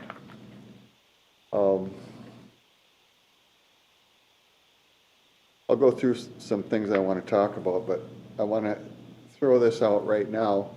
We have been faced with this before. We have been faced with challenges that don't necessarily agree with the plan for the letter, okay? And I think that's good, because what else would we be doing here? We want to take everything and rubber stamp it. What are we doing here as a commission? Why doesn't the staff have the authority to say, okay, not in the plan, boom, denied, get out of here? We, as a board, I've been on this board probably a little over 8 years now, I think we honestly take every circumstance one by one. We don't rubber stamp anything. We do vary from the ordinance on occasion, provided there's room within that ordinance to do it. Okay? We take the township's input seriously. They're the ones that are closest to you folks out there. I don't know if this, if any of you had perhaps voiced your opinions at the township or not. That's neither here nor there right now. But what's important to me is that the Corinna Town Board approved it. We have to keep in mind that this gentleman, applicant, only wants to rezone 10 acres out of that 39. Okay, the remainder will remain zoned ag. This is a unique instance, unique circumstance in my view, because as Mr. Bravender noted, this thing's surrounded by 3 sides by DNR land, never to be touched. Okay? And if my recollection serves me proper, there was one instance where we took a property, zoned ag, not in the plan, other than ag, and we rezoned it to something different. I might be confusing that with maybe a cluster concept, but in any event, we do vary from what the ordinance says, provided we have ample input on both sides, provided we have ample authority within the ordinance to make a recommendation. And therefore, if I may, Mr. Chair, let me move on to something else I wanted to talk about. The 39 acres now is not actively engaged in ag other than what might be termed prairie or open space, or could possibly even be a pasture for all I know. Ladies and gentlemen, Mr. Chair, we also have, I believe, an ordinance, and Mr. Riley, correct me if I'm wrong. Is there not a provision within the ordinance to have actually 2 homes on one property for the purpose of caregiving of an elderly person, of an ill person suffering some malady? Mr. Chair, Planning Commission, so it's not a second home. We have an ordinance at the county level to allow for medical assistance. It goes through the county board, and it's not a permanent house, and it's not a division of the property. But I just wanted to illustrate the point. Thank you, Mr. Riley. There are instances where this particular ordinance could be incorporated somewhere in the middle of ag country. So just throwing that out for your consideration. Again, I'm really, really struggling with this one, but I'm inclined that it does meet the rare circumstance because of the aforementioned. DNR land, we're only doing 10 acres. I don't believe we are setting a precedent because, again, Mr. Chair, we look at each applicant. Don't rubber stamp anything, we deliberate it. And of course, there's disagreement amongst us up here, but that's what we're here for. So long story short, without taking up too much more time, I'm thinking I'm in favor of this. Okay. there any other comments, or is somebody ready to make a motion?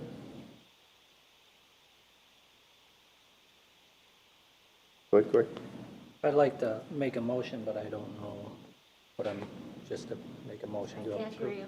Sorry. I can make a motion to approve it, but I don't, should I be reading off of anything?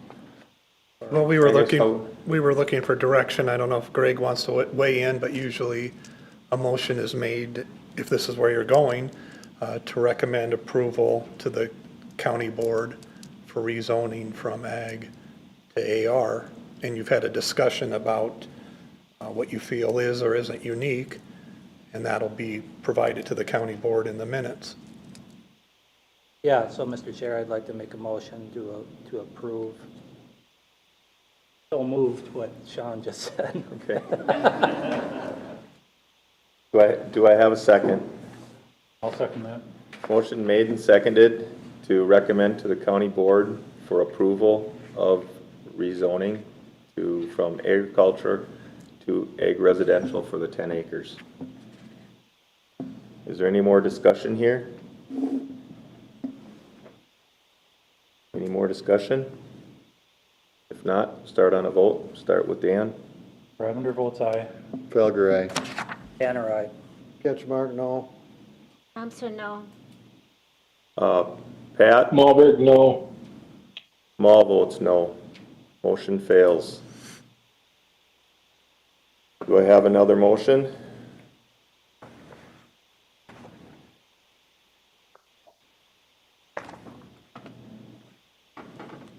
Greg, would we need a motion for findings for denial?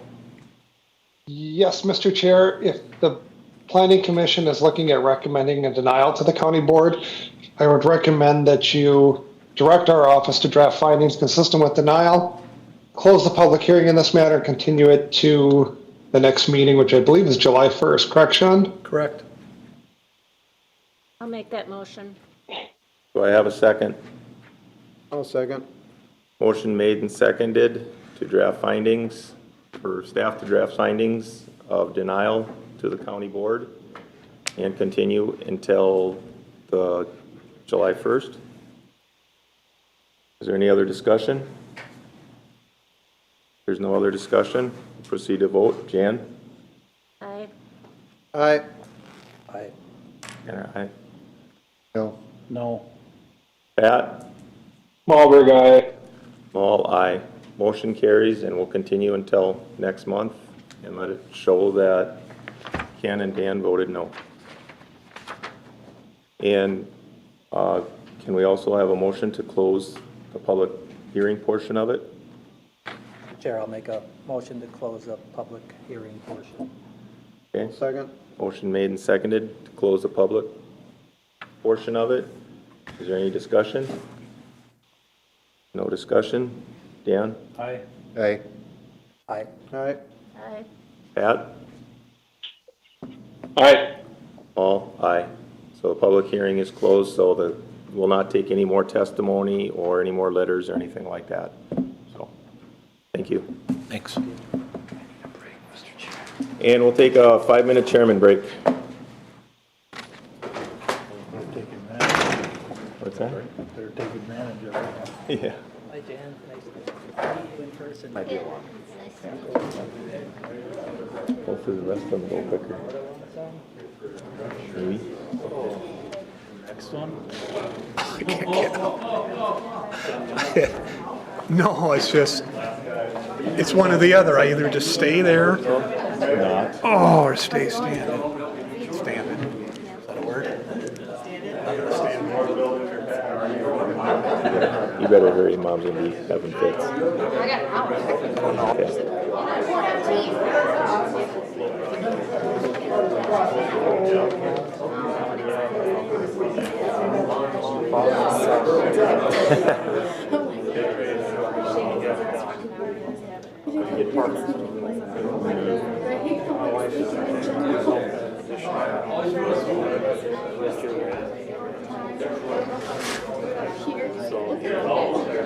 Through it.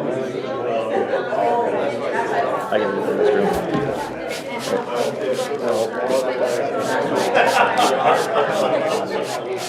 That's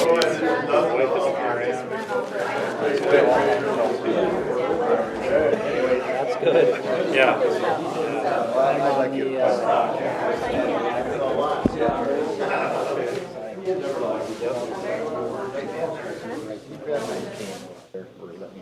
One of the two.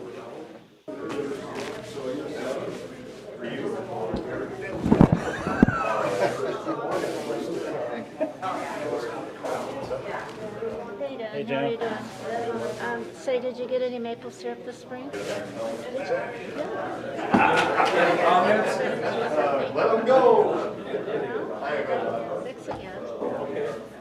If that works. Okay. Yeah, I get you. Maybe I'll do the same.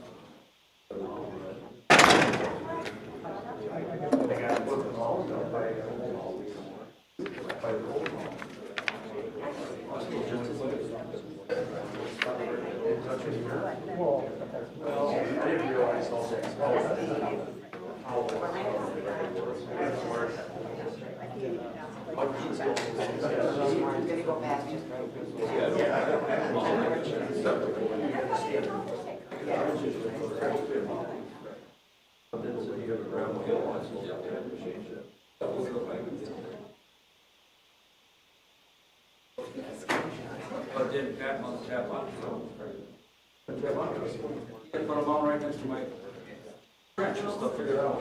My trench is there, his mom's next to mine.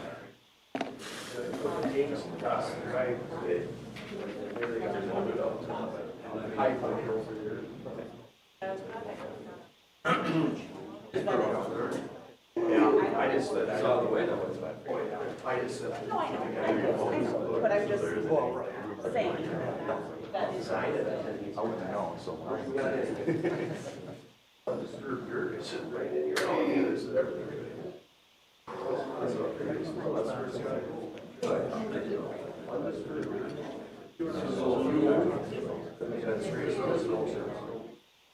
Goes in the yard.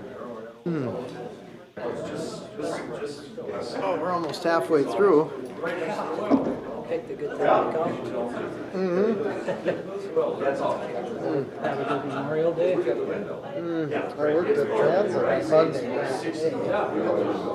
6 to 2, and then we had a family get together. Oh, worked around the house. I hope you find some good job prospects. Well, but I've been at my job a long time, chugging away at that. I caught it must be my midlife crisis, that's what my wife said. I got a Mustang. Brand new? No, it's a little souped up, it's too souped up for me, so got the rotates and all of them. Holtman. OLTMAN? Yeah, he came and checked it out for me, just, I said, I want to make sure it's street legal. So what did he do? He just looked it over, he's like, yeah, your exhaust needs to be. Oh, did he? He went out on them and Well, I showed him the pipes and he's, yeah, I didn't need to lie. He had a lot of tinting on it and stuff. No, I could. I didn't want to drive it and get in trouble. $120 a pop. So on the street. For noise? The noise of the engine has to be blended with the overall noise of the vehicle. No loud cracking, popping. That's how the statute reads. No cracking or.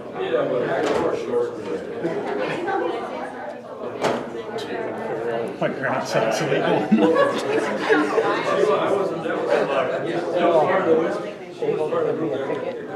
If you're in Meeker County or in 7-county metro area. So anyway. All right, are we ready? We would have had. John? Are you ready? Okay. He's waiting for us.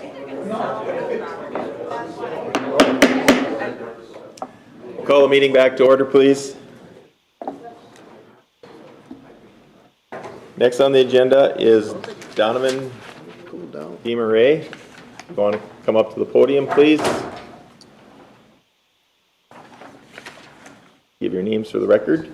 Paul Otto with Otto Associates. Donovan DeMarais, Keller Williams Realty Elite. All right. Sean, when you're ready, please. Mr. Chair, Planning Commission, this item was continued for a site inspection. It's a two-part request. The first piece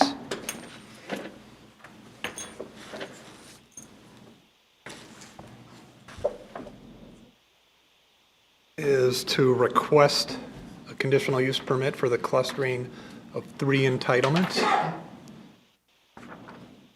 Okay. So that's the first, the item on the agenda. First item on the agenda here? Correct. All right. Is there anything you'd like to add to that as an applicant? Sure. Thank you, Mr. Chair. So last time we hadn't met with Marysville Township yet, if you recall. We have met with Marysville Township, and there was some little confusion on why we needed to meet with them. We thought maybe it was for the entitlement transfer. It is not for the entitlement transfer. That can be done administratively.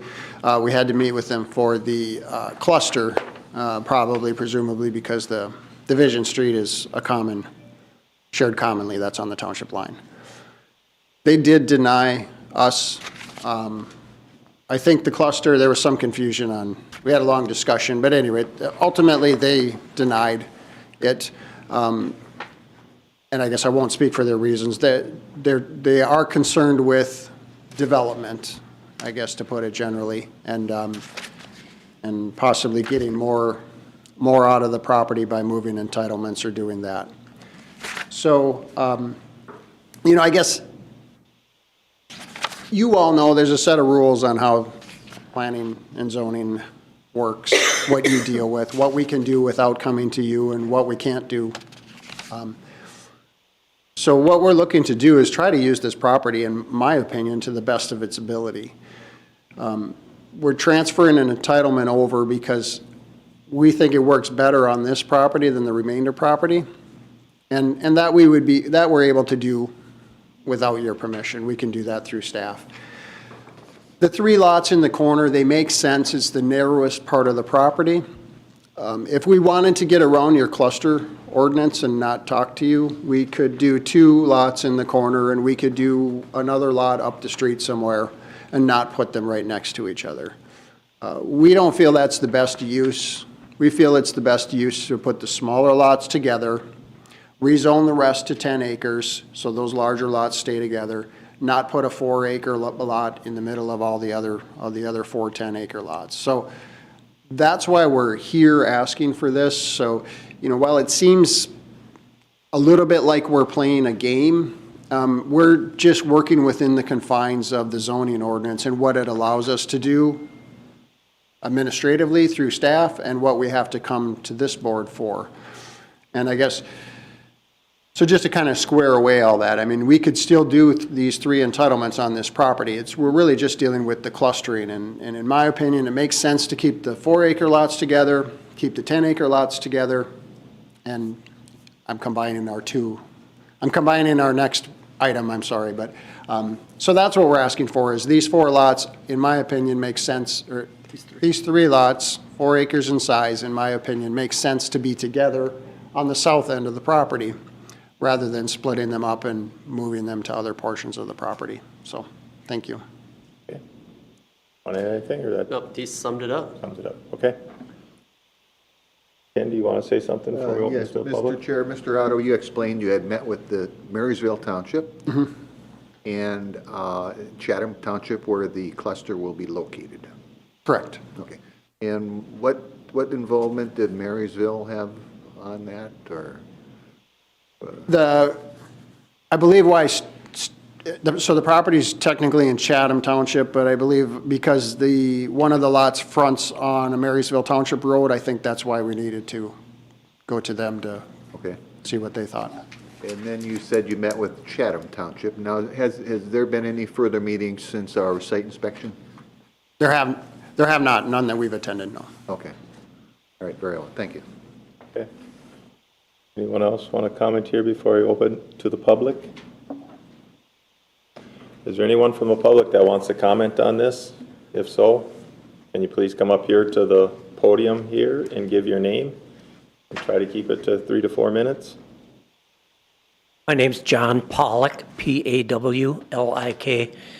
I live at 734 Bice, which is just up the road. And I've talked with several of the neighbors, and everybody has concerns about increased traffic, and it's a gravel road, a lot of dust, and it's fairly well traveled already because it's the first one that connects the south end of Buffalo Lake to the north end of Buffalo Lake. And we primarily just have concerns about increased traffic and everything. And the neighbors that I've talked to, nobody is in favor of it. And that's all I have to say. Thank you. All right, thank you. Gentleman there, do you want to come up, please, and give your name?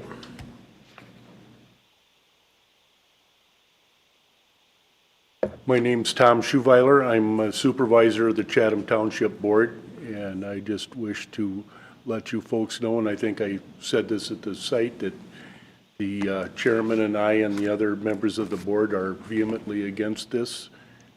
And, I guess that we don't want the increased traffic, and we don't want any more farmland turned into house farms. That's it. All right, thank you.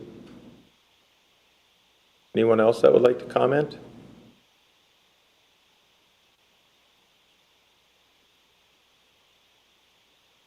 I believe there's somebody online. Okay, Sean, for someone online? I'm showing Marysville Township has joined. Are you wanting to speak to this item or the next?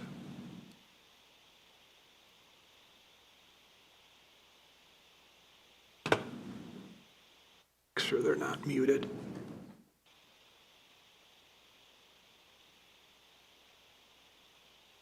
Oh, they're unmuted.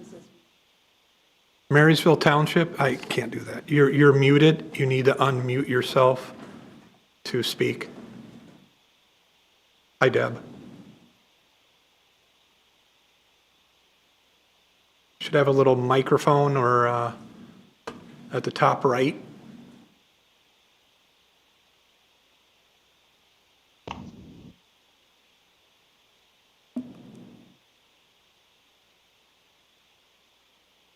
Can you hear us? Right, feedback.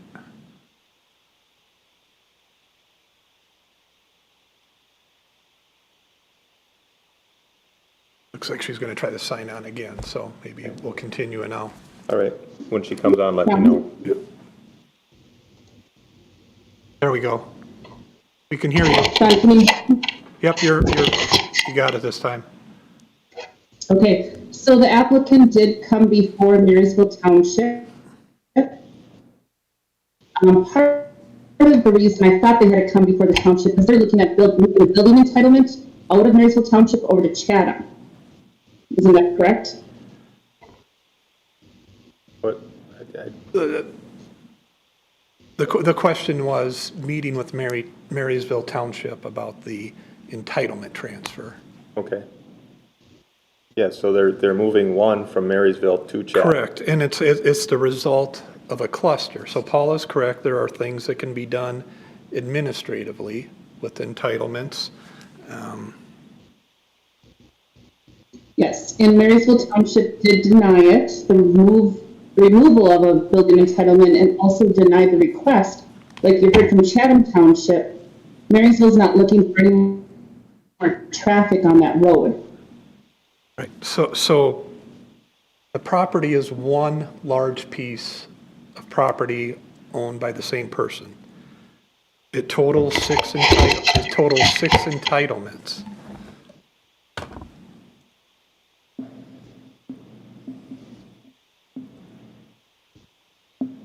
If that portion were sold without any type of documentation or hearing at the county level, we would designate that parcel having two entitlements. It had to be what? What did it have to be? We would document it as having 2 entitlements.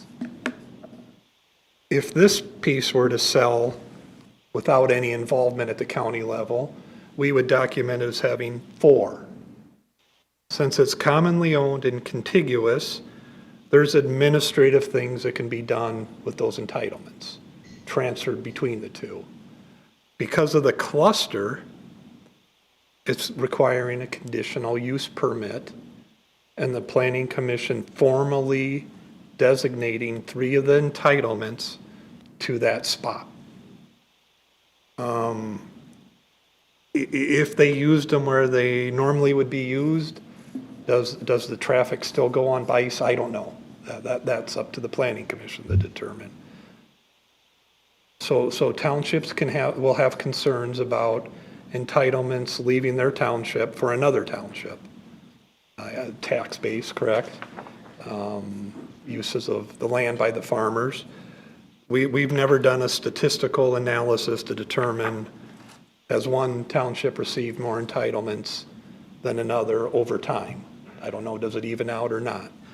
So the reason they met with the township is because of the cluster and the conditional use permit formally saying one of the entitlements is coming from the overall balance of the land, a portion of it being in Marysville Township. Okay, Mr. Chair, go ahead, Mike. as long as you're talking about that map, could you show for the board, both townships expressed concern about the traffic? Could you point out where one township begins and the other one ends, per se, that they got their own township roads, but we should probably point out whose is whose there, where the lines are?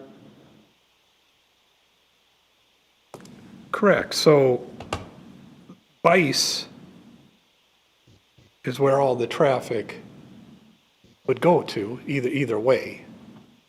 So there's not a different road system between the townships. It's all collected by Bice in that portion, whether the township is here or the entitlement is here or over at this spot.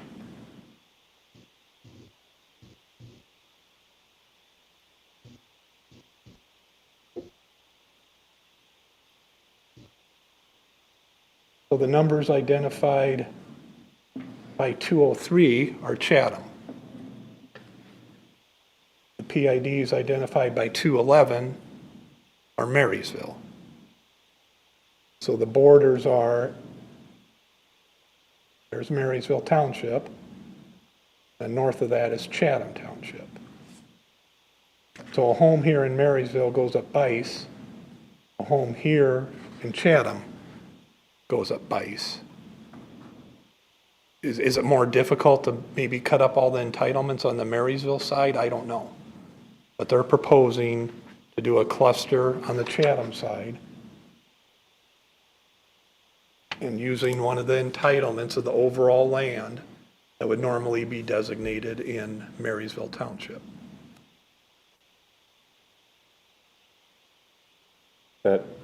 Well, I'm familiar with it, but I think that horizontal line below your red dot, isn't that half Chatham and half Marysville? Well, this is Marysville. But the road itself is kind of the divider. Would be the town line road. Yeah, so Division. going south from there along the east side of. Well, here it does. Division does, Yeah, but Bice is Chatham. And what we have to remember on this specific application, but we're on number 4, is for the cluster. For the 3 houses, or the 3, not the houses, but the 3 properties being clustered in one area, one building entitlement. And specifically why we're talking about Marysville. And correct, because Right. one of the entitlements is coming from Marysville. The next request is about rezoning, and that's about the land all in Chatham. Right. Correct. And by going to the next one, you're jumping ahead, but that's a rezoning. So if we cluster these 3, doesn't mean we have to rezone. Because that's a separate item. Correct. Completely different. So I mean, we gotta stay clear as to what we're working on here. We're working on a cluster of 3. And the next item, granted, the next item is for rezoning, and by rezoning, then they will gain more entitlements. But I don't want to get it too clouded because we're working on clustering and taking and putting 3 together in a cluster. And that's why they're here. Janice? Well, why do we want to cluster? Maybe you could go over that again, Paul, and tell me why we want to cluster. Sure. Basically, we want a cluster because this property has more frontage on it. Also, the next item, I mean, we'll be honest with you, is we want to ask for rezoning for the remainder of it. But we want to use half of the entitlements of the entire property on this one. We could be here asking to cluster 6 lots and use all the entitlements from both properties. But the property owner that owns both of the properties wants to keep half the entitlements on the other property in Marysville Township. So just to be clear, we have 6 entitlements, so we could be asking for the cluster of 6. We're asking for 3 because that's what my client is being sold. We feel that they're best suited in that south end of the property because those would all be the same. 4 acres gets you to the lake shore. It seems to fit a little better. And it also works with the next item on your agenda of the rezoning of the remainder of the property. So it's kind of we looked at this property as a whole, and we're kind of having to use 2 mechanisms to get there, so it can't all be lumped into one. But we looked at the property as a whole, and we looked at what do we think makes the most sense for this property. Is it a PUD? We could have done a PUD and left 6 entitlements on the other property, but we didn't think a PUD was the right fit here. We felt that this is more rural in nature. Vice maybe isn't as up to date as some of the other roads that we put PUDs on. The 10-acre lots, clustering the entitlements seem to make more sense. That's why they are where they are. So right now, the cluster of 3, that parcel of land is entitled to 3 building sites? So technically on that PID, there are, as Sean said, that would be guided to have 2 entitlements if they were sold separately, but because the same owner owns both properties, there's 6 combined, and those 6 could be used really anywhere. If we didn't cluster, we could just cut 6 parcels out as long as we met the, requirements. Would there have been any difference with the county's voting to deny the request had you not brought that 3rd piece up there? With the townships? Yeah. We wouldn't have had to talk for this item. We wouldn't have been talking to either of the townships because staff would have approved. If we had only 2 parcels there, we would have had a staff approval. You wouldn't have had to go for staff approval? We wouldn't have had to go talk to the townships, correct? Had to go to talk. Yeah, so if we just use the 2 entitlements there, then this item wouldn't be on your list. It's because we're moving that one over and we want to put them together. Okay. Any other comments here from the board? Pat, I don't want to leave you out.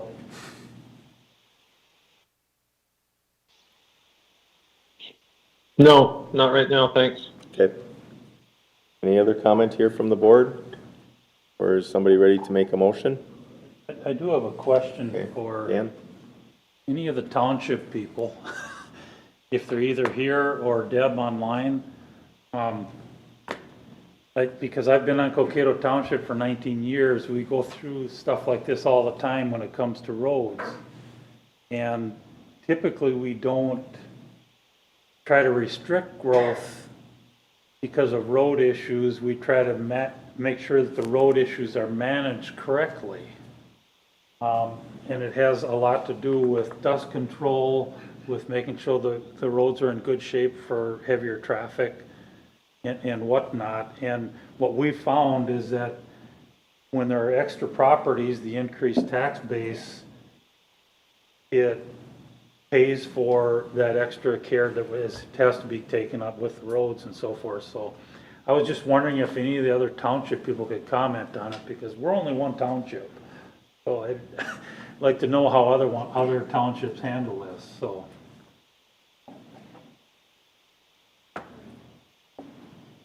The reason I brought that up, by the way, is because that's the only comment that was listed by both townships was the road issue. And under the cluster part of this. Yep. So that was the only issue that was brought up, was the road issue. So that's why I wanted to address that. Okay. Mr. Chair. Ken? Just to be clear, Sean, Chatham Township parcel, there are 2 available entitlements as we sit today. Is that correct? Correct. Down in Marysville Township, there are 4 entitlements as we sit today. Correct. For the gentleman applicant's total entitlements on the entire Chatham and Marysville Township properties for a total of 6. Correct. Could those 6 have been all pulled up into Chatham? In other words, could the applicant request 4 of those entitlements for Marysville be transferred to Chatham? Not in a way that allowed for division administratively. We would have had some type of planning commission process. Okay, very well. Conversely, Mr. Riley, the Chatham Township entitlements could have been pulled down into Marysville. Is that correct? In theory, and the same answer, Theory, there would have been yes. some process. Why would there have been some process if you can transfer them across? If they were going to use them in some manner, divide them off, cluster them, use them for divisions. Okay, very well. Thank you. So today, as we sit, we could have 6 families running up and down that road, no questions asked, right? All the entitlements available to the applicant? If you're able to divide them in some manner between the two. Okay, very well. Two townships. I'll grant you Correct. that. There's a potential of 6 Okay, a entitlements. potential of 6, that's my point. There are a potential of 6 there, as we sit today, Correct. if it fits in with some certain other criteria. So now, you're asking, the applicant is asking to move actually, what, 1 more from Marysville to get the 3 up into Chatham? By a cluster, correct. By a cluster. Okay. All right, well, that answers my question. But my point is, today, the gentleman applicant could have 6. Here, thank you. Okay.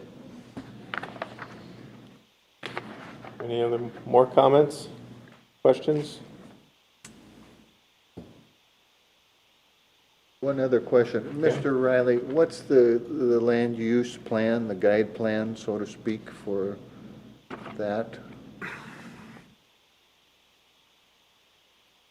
The land use plan for where the entitlements are being proposed to be clustered is AR. The zoning is agriculture. Okay, okay, the Chatham Township parcel with most of the frontage on Birch Lake is guided toward 10-acre parcels. AR, correct. AR, 10-acre. And there's portions of the Marysville parcel that Same are. thing to me. AR, okay, 10-acre parcels. And it looks like part of the Marysville parcel Portions is of. AR as well, and the remainder of the Marysville parcel is zoned ag. And in the land use plan is ag. In the land use plan. It's I'm all sorry. zoned ag. Yep, I'm mainly focused on what it's guided to. As you witnessed here a couple applicants ago, what's the property guided to? You know, what's in the plan? Well, I just wanted to know, Mr. Riley, what's in the plan, and I'm well apprised of it now. Thank you. All right. Any other comments?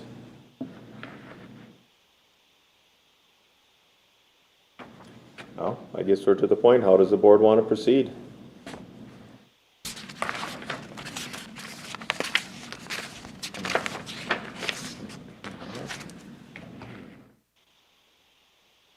Mr. Chair, I would move that the applicant's request be approved for the cluster concept. Okay, I have a motion. I have a second. Do I have any more discussion? Is there any more discussion? Not? Start with the vote. Jan, do you have discussion? Well, I still have a question. I'm just really not clear on how this is going to appease either county or either township by approving one cluster over the 6. Where would the difference be if I know Sean said that we wouldn't have to go ahead and even consider item number 5 if we approve number 4. Now, how is it? No, the other way around. The other way around, okay. So how is this going to appease the township board then? How is that going to be reconciled with their traffic concerns? Dan, are you saying that? I asked the question and didn't receive an answer. Yeah, I know. Aren't they online anymore? Were they ever online, any of these people? They were, but they didn't respond to Dan's question. Okay, all right. Then forget it. I was hoping that maybe we would be able to get a response, because that was a good question that you had, Dan. Okay. Any other discussion here? If not, we'll proceed to vote. We'll start with you, Janice. I'll vote aye. Aye. Aye. Aye. Ken, Dan, Pat? Smallberg, aye. Small aye. Motion carries. Thank you. So the clustering passes. So then that moves us on to item number 5, which is the rezoning portion of it. So when you're ready, Sean? Yeah, so as discussed, this is in the zoned agriculture. It's in the land use plan as ag residential. Request is to rezone that portion of the property that is left after the cluster. I had the survey of the 3 lots. This is everything north of the remainder that would be left ag with the 3 entitlements with the cluster. To rezone that piece to AR, allowing 4 lots that would use obviously Bice Avenue as access. So if there's maybe further questions or follow-up on Bice, that might come up on this request also. Okay, thank you, Sean. Is there anything the applicant would like to add? Thank you, Mr. Chair. I think most of you got out and got a chance to look at the property.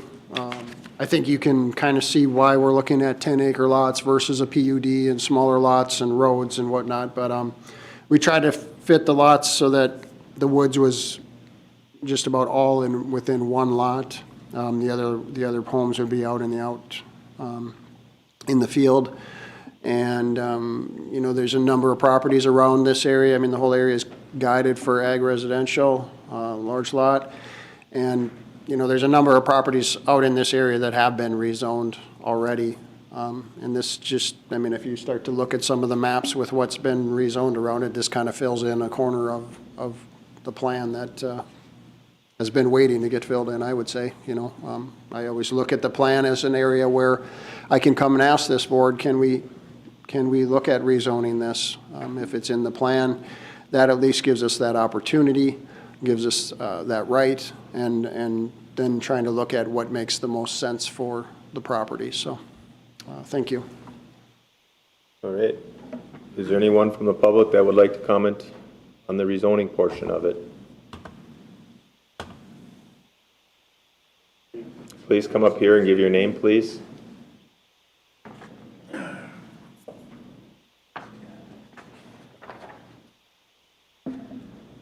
You ask for our input, we give it, and you dismiss it. What difference does it make? Why am I even standing here? I've wasted my time and yours. All right, thank you. John? I see Marysville Township is still online. Deb, did you have comment to the rezoning request? I see your hand raised and your mic muted. Sean? I hear you. Marysville did not make a comment on this at our board meeting because this rezoning request is not Marysville to Chatham. Thank you.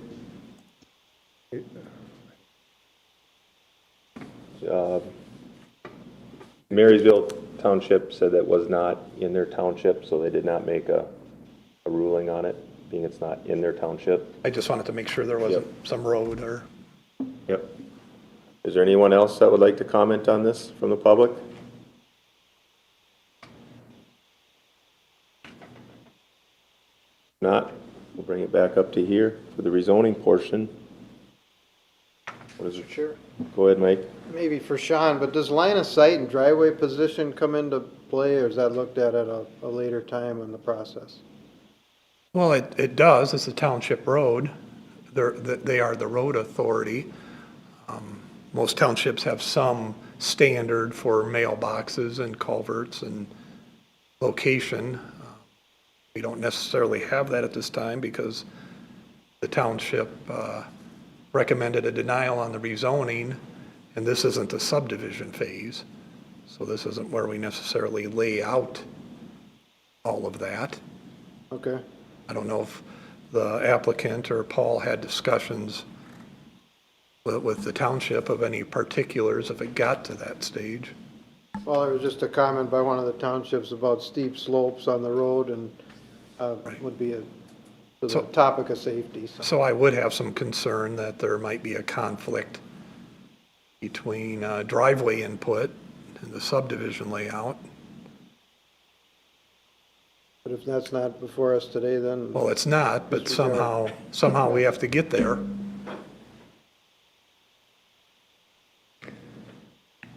Mr. Chair, Sean, now this is what the surrounding property, obviously, those are somewhat smaller lots as well. For example, just to the east of the subject parcel in Chatham, we've got, those lots. What size lots are those?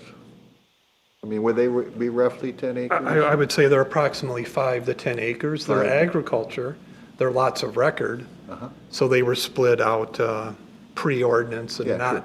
Yeah, I get that. But I guess my point here, Mr. Riley, is that we've got some smaller lots to the east. Looks like we have some to the south down there in Marysville, and then to the west on Birch Lake. Looks like some smaller things. So one could surmise that these are kind of surrounded by smaller lots. I think that was a point that Mr. Otto was defining. So, I don't know. This seems like a big infill area. So Chatham is an interesting township. It's smaller, and on this part of the township, it's close to Buffalo and was impacted by growth demands in the 1990s. A lot of platting PUDs in the 90s. There's still a lot of farmland left and natural environment setting. And then there's a number of AR developments mixed throughout that. So even though it's in the plan as AR, I don't know if I want to refer to Chatham Township as a whole as infill, because we do want to look at this on a case-by-case basis. Just because you're in the plan, it's not a guarantee. I understand. Right, but right. It's So oftentimes a criteria we will look at. Right. Yeah, thank you. And it's also another criteria that we have weighed heavily on in the past is it is riparian.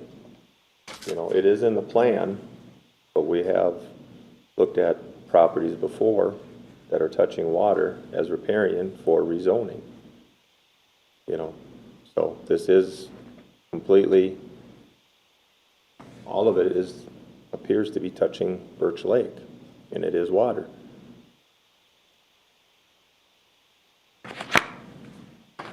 So not only it being in the plan, they could be here, even if it wasn't in the plan, asking for it as being riparian. I mean, that is in our ordinance for riparian rezoning. Any other comments?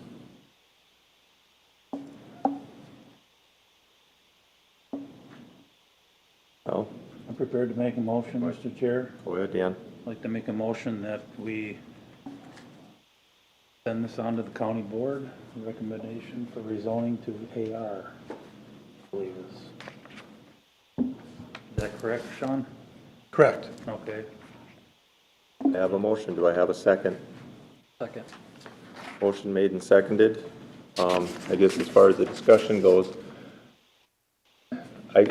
I want to make it known that this board does take very seriously what the townships are asking for. And I know that townships may or may not believe it, but we sit up here with some very, very hard decisions to make with landowners, with planning, with what goes on within the county, and with the ordinance, and we have to uphold that also. And there's a lot of times when townships send things in to us as a county where we've got to make the hard decision. And it's not easy, and we as a board, I know we don't take this lightly. We don't do it just to do it. We take this very seriously and the responsibility seriously. So I just want to make sure that gets onto record that, you know, we don't take this lightly, what we do up here. So, is there any other discussion? If not, Would you repeat the motion? the motion is for approval for rezoning to the county board. Okay? We'll start down here with Dan. And votes aye. Felger, aye. Tanner, aye. Ketchmark, aye. Thompson, aye. Pat? Malberg, aye. All votes aye. Motion carries. Thank you. All right, thank you. Do we need a second one for? Do we need a second? I'm sorry, yes, we do need to continue it to allow time for the county board to act on the or on the rezoning and to allow the applicant to collect all the information needed for the subdivision. Okay, do I have that motion? Yes. Do I have Will a July second? 1st be adequate? Should work. Motion made and seconded July 1st. July 1st. to July 1st for continuation for the applicant, for the county board to act and for you to get your work done. Any other discussion? Janice, we'll start with you. Aye. Aye. Aye. Pat? Aye. All aye. Motion carries. We'll see you on first. Thank you. Thank you.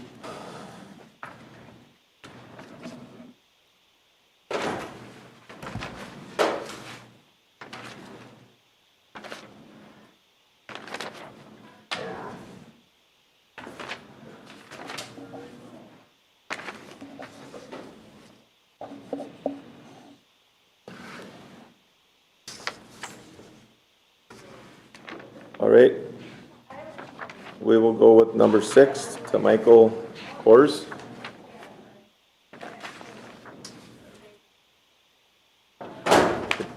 Kors. You want to give your, yeah, if he's okay with that. Fine, absolutely. Yeah. I'm the boss. Yeah. You want to give your name for the record, please? Sure. I'm Michael Kors, owner, Resolve Solar, out of Mayor. Okay. Gary Kors, co-owner. Right. Sean? Yeah, Mr. Chair, Planning Commission, the property is in Rockford Township. Franklin. I'm sorry, Franklin Township. I'm glad you're listening. Franklin. Glad you're listening. For once, I am. Yes. It is zoned ag residential. It is in the land use plan for transition area. The property is developed, it has the house on it and the orchard improvements. The request is to locate a residential solar system on the property because it exceeds 10 kilowatts and it's a residential district. It needs a conditional use permit. Normally, these are located on agricultural parcels, or for the first few years, they were under 10 kilowatts. Now we're finding out they're in the 15 to 25 kilowatt range. So we will probably reevaluate that requirement when we look at our solar amendments. But at this time, it needs a conditional use permit. Okay. And you saw the note about the township, that they have not formally met with the township, but the township had indicated that they would be comfortable with the planning commission deciding they want to make a decision and meeting with them formally after it. Okay. Were they requesting, I'm sorry, Mr. Chair. Sean, was the township requesting that something that we act on today be contingent to this meeting? Because I think that's brought up in the past. Well, they weren't and hasn't requiring worked that out it be continued, and so it would be a condition of formally meeting with the township. They initially reviewed it, but they do want to hear from the applicant and the owner. Okay. Is there anything you would like to add as to what you're doing or planning on? Just what Sean was saying, we're just going to put in a 60-panel system for the residents, strictly for their own use, whether they use it or they sell it back, but it's not a commercial, industrial application, strictly residential. Okay. Yeah, go ahead. What are the size of the panels? Panel size, they are a commercial size panel, but they are about 82 inches by 41 inches. What was that? How big? 82 by 42, roughly. Okay. Ground array freestanding, so one continuous row of 60 panels. The overall width and height and depth are, Can you guys speak up a little bit, couple? Move the mic a little closer. the overall width is about 100 feet, and it's 14 feet deep. I couldn't hear, I'm sorry. 100 feet wide is the total array width with all 60 panels. A freestanding ground mount array, and it's 14 feet deep and about 13 and a half feet tall. And it's sitting at the south part of the property. So if you see this slide, Jan, it'd be located approximately here, 100 feet wide, 14 feet deep, and then 12 to 13 feet high. I think there's similar panels to the commercial ones. There's just a lot less of them. For an example, a megawatt, where we have a CUP, you're hitting the solar gardens, that's 1,000 kilowatts. So this is 17 kilowatts. So obviously, much, much smaller. One more question for that. Go ahead, Dan. On your site plan from Resolve Solar, Yep. what does azimuth mean, or if I'm saying that right? Azimuth. It's the relation to straight south. So if you want to do a solar system, you want it as best as you can to 180 degree, which is straight south. Then I learned a new term. What about the tilt of the earth? Say that again? Isn't the earth tilted by about 23 degrees? Well, yes, it is. Our panels will be tilted to 30 degrees. Sure, you guys got it all figured out. I was gonna say they got you. Is there anyone from the public that would like to comment on this? Anyone from the public? Anyone online, Sean, that you know of? I do not see anybody. Okay. We'll bring it back up here. Mr. Chair, Sean, I have a question. Do we have anything else like this in the county? I assume we do. Well, Instances like yeah, we have a number of house-mounted ones. Those usually have been under 10 kilowatts because of the structure. We have some ground-mounted ones of over this size, but they're agriculture. So we do. Okay. Ernie. Yeah, down in Cokato, where I work, they've got, I think, 99 or 100, because it stays underneath the criteria. That's At right. that time, that was a few years That's ago. an ag operation. And that was an ag operation. So, and they're all follow the sun, everything. They're pretty nice panels, but yeah. Okay, I haven't been to Cokato yet. Yeah. Mr. Chair?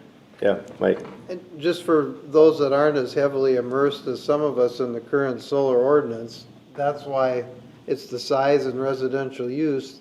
That's why it's not part of all the hoops and the big ordinance that we're in the process of working on. That's because of the size and residential use. So just to clarify why it's not part of that moratorium and everything else going on. Thank you. Thanks, Mike. Any other comments up here? If not, somebody ready for a motion, one way or another? Mr. Chair, I'll make a motion. Recommend a motion to approve a conditional use permit for the solar array in accord with the site plan and narrative on file with the condition they formally meet with the township and the township approves. I'll second that. Motion made and seconded. Is there any other discussion? There's no other discussion. We'll start with a vote down there with Janice. Aye. Aye. Aye. Aye. Aye. Pat? Aye. Paul? Aye. Motion carries. Thank you. Thank you.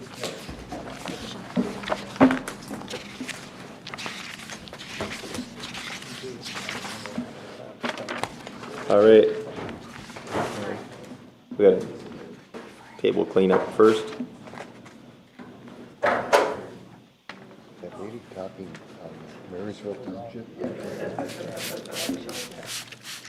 Speaker system in here. That was interesting. I think there was I got most of it.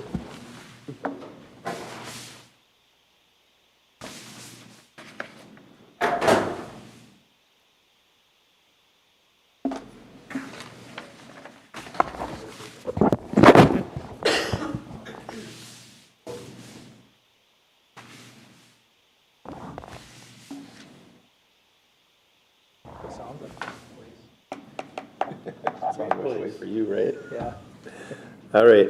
Place to live in order. Number 7 is Lucas Baldwin. You want to come up to the table, please, and give your names for the record?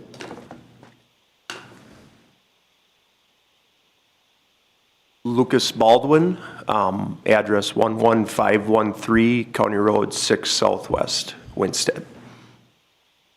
Amanda Baldwin. All right. That's why. Thank you. John? Mr. Chair, Planning Commission, the property is located in Victor Township. It is zoned agriculture. It's in the land use plan as agriculture. The property has one entitlement. The owner is currently constructing his house. He can update you on how that project is going. There's an application for a contractor's yard. I interpret it as a trade that is predominantly done off-site, allowing a conditional use permit for a contractor's yard. For propane distribution, I will also let the applicant describe the details of his business. All right. Want to take it from there? Sure. So we're requesting, well, we purchased this land last August or July. We're building a home out there right now. We live 4 minutes from there currently in Winsted. House progress is coming along. They're doing the septic today. Well went in a week ago, pads in, waiting on lumber. So that should show up towards the end of the month. But we're looking to add LP storage for our family business. Fall of 2019 was, pretty much pushed everybody in that industry to the limits. Crop drying demands are getting bigger and bigger every year, it feels. And there has to be a way for us as a marketer to be able to bridge the gap between when there's supply and when there's not, or breaks in the trucking industry, and the transportation of the fuel to us to get it to our agricultural customers as well as our residential customers. With the recent Colonial Pipeline incident a month ago, those are things that we got to look at as a marketer and say, these things are going to happen probably more frequently than we really want to, and how that affected the East Coast. We get something like that happens in the Midwest during the fall or winter times, there's gonna be a lot of cold people, a lot of upset people. So it's a way for me to guarantee or put more assurance on consumers that, hey, don't have to worry, we've got a better supply to take care of you, have given a crisis or provided a crisis arrives. And that's essentially what we're here for. Looking to add install three 30,000 gallon storage tanks. They're about 70 feet length. We have one that would be removed from its current location and installed out there. The rest, it all depends on the materials, steel shortages, steel contractors. There's a lot that has to happen. And this is my first step on trying to get progress going. So. Okay. Is there anyone from the public that would like to comment on this? Gentleman back there, do you want to come up, please, and give your name?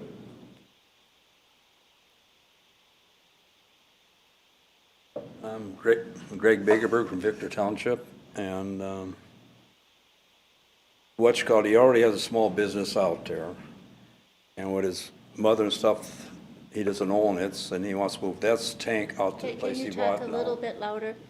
He wants to move this tank to the place he bought, and it's a small business, and he's just moving it someplace else. And as a township, we approve it because we got all kinds of small businesses in the township already. So we have no problem with it. Anybody have any questions? I guess my one question would be, you know, as his business grows, is on township roads, or, I mean. This is on this will be on a tar road now. County road, okay. On a county road now. Before it was on township roads. Okay, so actually it'll be a better position. It's a better deal for us because he's off the gravel roads, Yeah. right? That would have been my thought. Well, he was good about it because he drove slow and he watched when he came in and everything else, so. He's very mindful of what he does, so he does a good job. All right. Anybody else? Okay. That's all I got to Mr. say. Bakerberg, do you have similar operations out in Victor? Right. I got a dairy farm.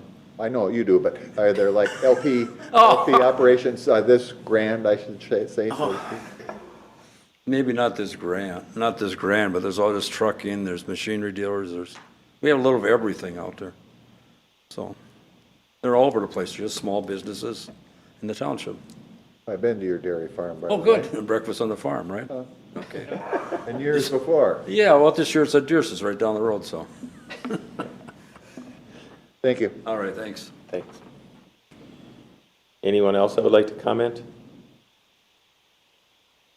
If not, we'll bring it back up here. Mr. Chair? Mike? Thank you. And I'm familiar with the business where it is now and where it's proposed to be, and narrow township road, 5-ton road, moving to a well-built County Road 6 road with wide shoulders. Township approved, no public comment against it, a lot of acreage. One question is there any special conditions for storing of what I would figure would be a hazmat in general, any place that we need to look at? Yep, so the conditions for those size storage containers, it's through the Minnesota Fire Marshal. And essentially it gives you, for the size that I'm looking to put in, their basic requirements are they need to be inspected, obviously by the State Fire Marshal. Distances as far as from roadways, what have you.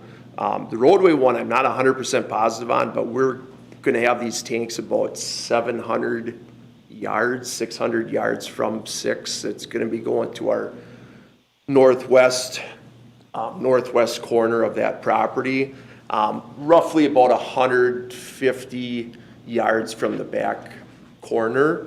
But from property lines, the fire marshals require 50 feet of distance between the barrel and any neighboring property lines, and 50 feet from any insurable building.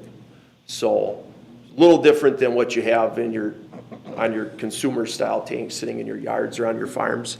And then distance between the barrels, 5 feet, 5 to 6 feet, I believe is what they require on them. And it's one of those things too where we've got two at this present time, two competing bids on the installation of the tanks and the setup. Westmore Industries out of Morris, then LPG and H3 right up here in Buffalo. So we put that in their hands. They professionally set bulk plants up and set these things up. So that's their niche. That's, you know, that's what they're there for. And then to provide service on it if there's any repairs needed that are too large to handle. So Thank you. does that answer the question? Sure, I just thought we should be conscious of setbacks, because it comes up with a lot of things, and a propane tank is a little more volatile than a building. So. You know, it's one of those things too where, you know, people do, obviously, they consider them volatile item. And you know, it was one thing, you know, as a little kid, I mean, I remember the most dangerous ones out there are the ones sitting in your garages right now that are on your barbecue grills that get transported. Those are the ones that give the issues. The great big ones, they are, you know, I tell people that it's so safe, I put my own family next to them. You know, that's kind of the way you look at it in the business, so. Thank you. Thank you. Janice? Yes, I have a question. This would be for Sean. Would there be any need to require some sort of plantings or whatever to block the view of the tanks? They're really big, from County Road 6, trees or something to block the view from the road? So not necessarily, from my interpretation at least, by ordinance, the planning commission can. It's pretty far from the road. I don't know the topography out there, what the view shed is. Well, and I do have, so we're doing a lot of building out there. Hopefully, you know, we've got permits pulled for everything, but as far as tank view, and roadside appeal, that's obviously something that we kept, that we want to keep in mind between me and Amanda, and with our neighbors and the surrounding area. So the way that is being laid out is, and I've got a picture in here, I thought I had a geograph satellite image that you guys should have in your pack. Well, that works here too. From my memory, I think you're going to have an outbuilding. Yes, the tanks are going to be located to the house. Yep, the house is going to be about right there-ish, where your red dot is. Then there's going to be a storage building that's going to be built with the tanks in mind, so from the roadway, that's going to help obstruct that view. You're going to see them from the sides. I mean, as you go around the curves on 6, you're going to see some of them, but from the immediate roadway in front there, we're doing our best to try to hide them, be conscientious of it, and also trying to preserve as much farmland as we can for our renter out there that's farming it.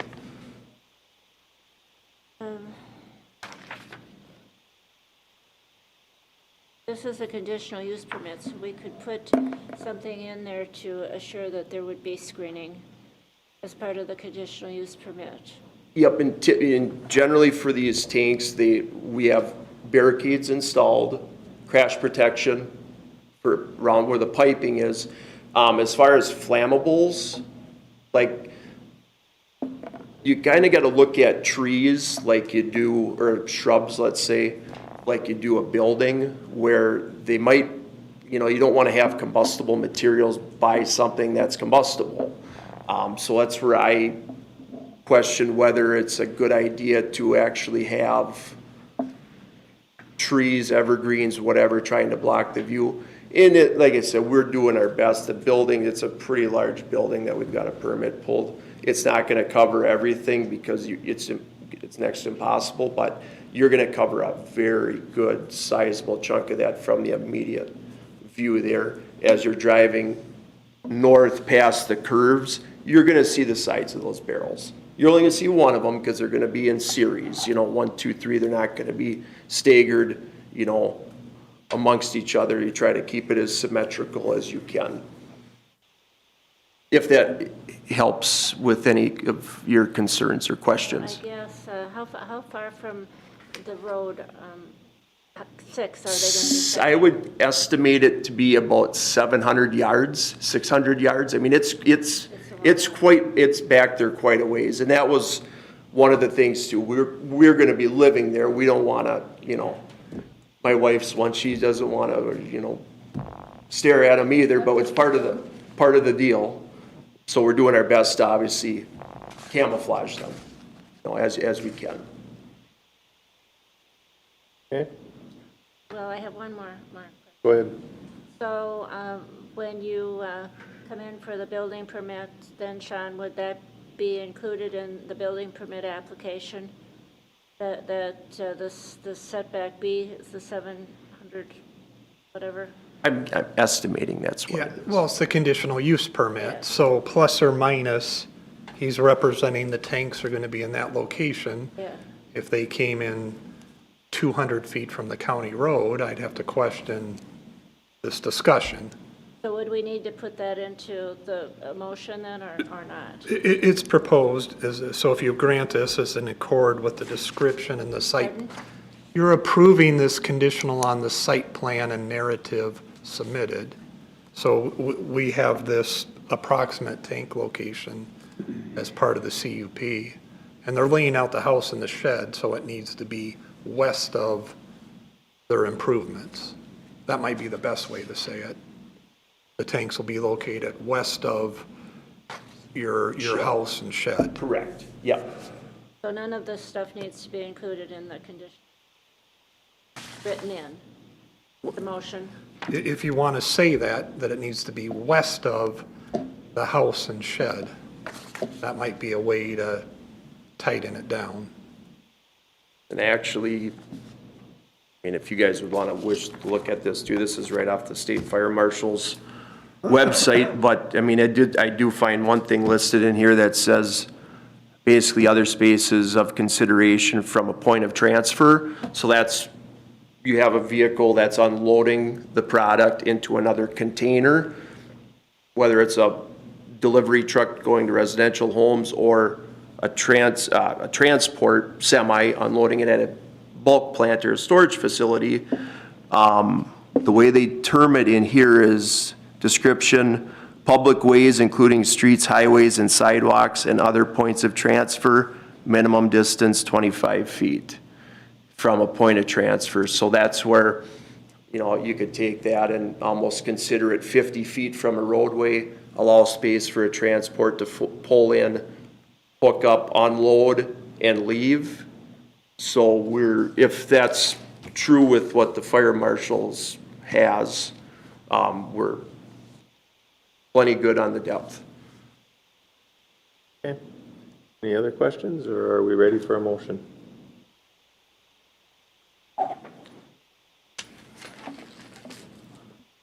Mr. Chair, I would like to move to approve conditional use permit to locate 3 30,000-gallon LP storage tanks as a non-commercial contractor's yard in accord with the description and site plan submitted, and the property is homesteaded. I have a motion made and seconded. Corey? Any other discussion? There's no other discussion? Start with vote. Dan? Bravender votes aye. Felger, aye. Tanner, aye. Hitchmark, aye. Thompson, aye. Pat? Aye. All votes aye. Motion carries. Thank you. Thank you. Thank you. Would you mind one quick question before we go?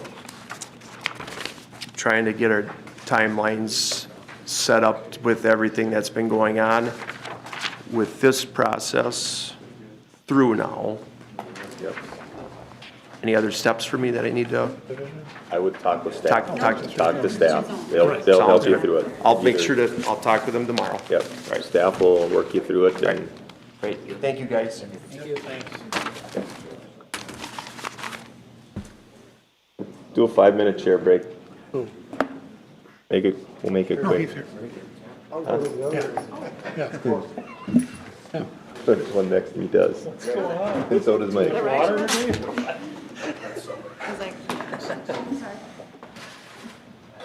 Hopefully it comes back.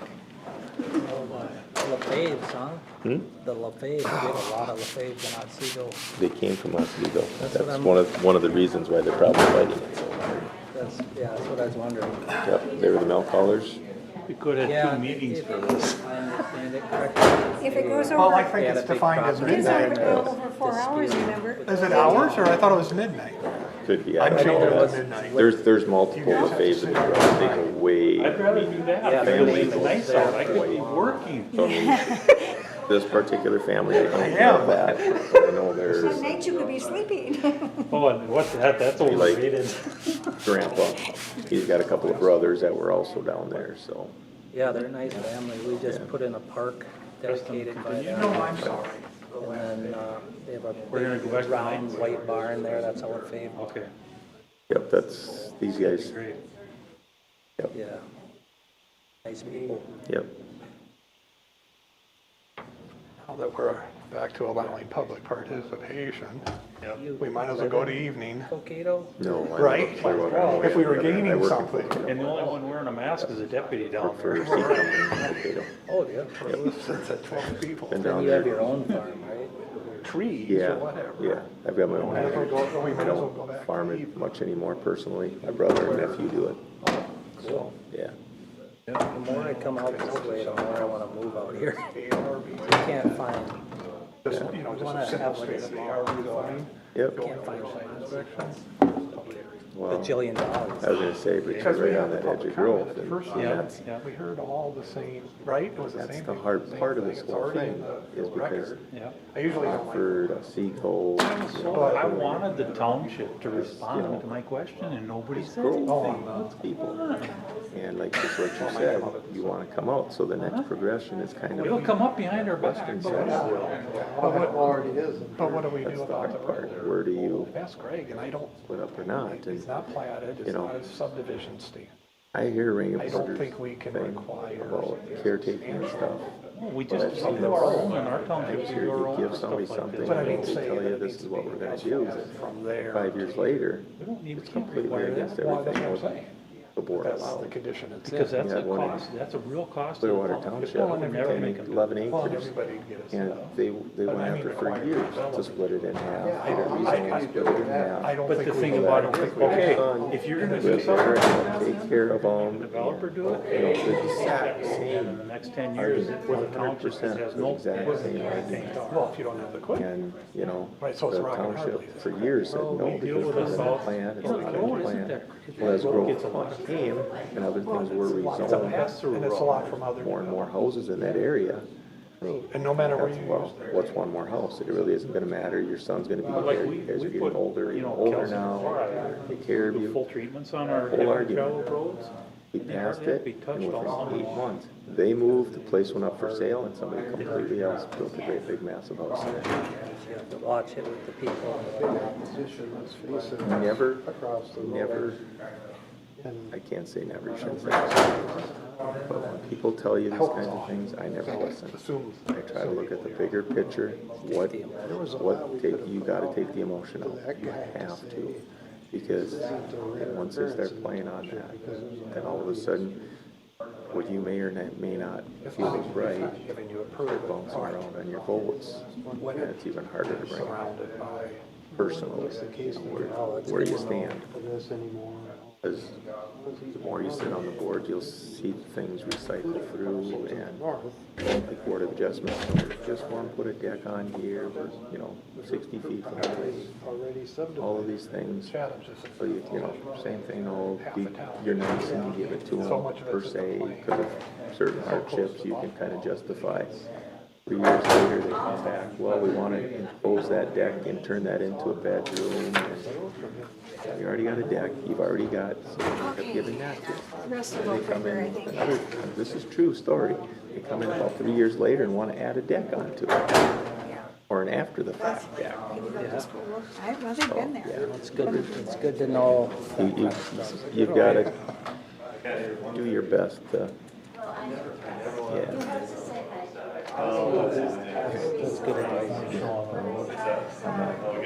It just gets really hard because people do pull on your shirt strings and. If this is gonna keep on, I was gonna say, we got two 30,000 gallon tanks. But then what happens? 75. How long is it? You sell it to somebody else or something, got a house there. The house is way too big for just one person. A huge house. Just fun. You ready, Dan? Yep, all right, we'll call the meeting back to order. Next on the agenda is Chris Lanto. Want to come up, please, and give your name for the record? Chris Lanto, 3209 County Road 3, Northwest Annandale. All right, Sean? Yeah, Mr. Chair, Planning Commission, the property is in French Lake Township.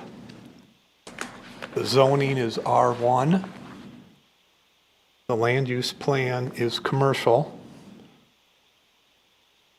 I imagine a number of you are familiar with this intersection and the mix of some businesses, the parts yard, and a few houses, the Wright County Public Highway shop. Mr. Lanto is requesting to rezone that property from R1 to commercial as guided in the land use plan. Okay. Anything you'd like to add to that? I'm divesting at that time of life, and I'm going to be moving out of there. And the county shop, I understand that their long-range plan is to combine shops, and that probably still stay commercial because that make a mechanic shop or something. And what really spurred this on this year was my taxable value on that property went up 24,000, and I'm not going to be able to sell a residential property in beautiful downtown French Lake for $24,000 more. There's business to be had out there of some sort, not for my age anymore, but for others, and it's the area needs stuff there. So that's my request to change it to a B1 commercial. So there's nothing on the books or that you're looking at yet? I got more options probably if there's, first you got to make sure anybody who would be interested, want to make sure that it's available to be commercial. Okay. And this is the first process. Quite honestly, one of my sons would buy it, but he says, I won't buy it unless it can be turned commercial. Okay. And he'd have the first option. I could sell it for more money to somebody else. That family thing. Yeah, right. All right. So that's my request to change it to B1. Okay. Is there anyone from the public that would like to comment? Anybody online? I don't think so. All right, we'll bring it back up here. Mr. Chair, Mr. Lanto, what did you mention about the highway shop out there? Well, to the west of the property is the Wright County Highway Department, or a shop. Sure. And much to my disapproval, they're planning on moving out of there because it's really nice for the area. But that's commercial. Across the road is a church, and I live to the south of that property. And then my son owns the old store. He's an apartment in there, or a house now. He bought it. So, and then across the road to the east is the gas station and store that I used to own. So there's commercial right there. I know. Yeah, I'm very familiar with it. Thank you. Yeah. Great. Any other questions? Any other comments? I'd like to make a motion. Go ahead, Janice. I'll make a motion for approval of the rezoning to the County Board of Commissioners from R1 Urban Rural Transitional to B1 Highway Business because the board feels it meets the criteria laid out in the land use plan and the township approved. I'll second that. Motion made and seconded. Is there any other discussion? there's no other discussion, we'll start with a roll call vote. Down there with Janice. Aye. Aye. Aye. Aye. Pat? Aye. Aye. Motion carries. Now I also need a motion for, nope, that should be good. We're good on this. We're good, okay. Okay. All right, thank you. Thank you. For your patience, Chris. Hi, good luck. All right, number 9, James Feehan. On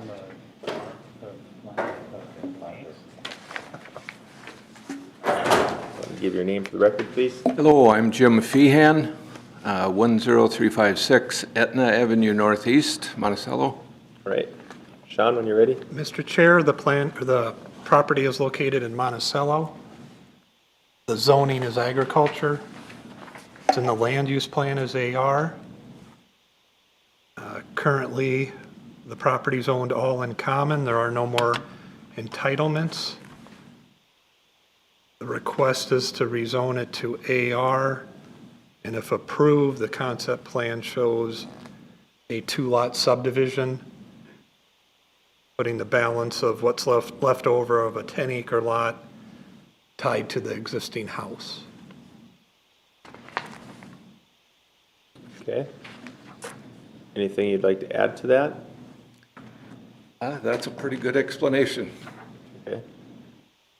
Well, and I guess I could say the existing house is my son's. I used to be mine, sold it to my son, and wants to own the 34 acres that would be the balance after the 10-acre to the north. Okay. Is there any questions from here? Is there anyone from the public that would like to comment? Anyone online? And Sean, can you bring up the map? It was in the land use plan? So zoning,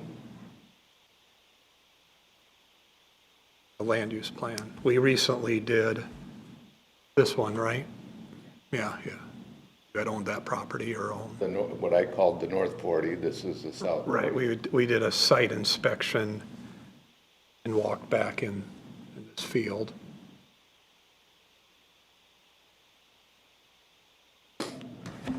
Okay. Any other thoughts or comments?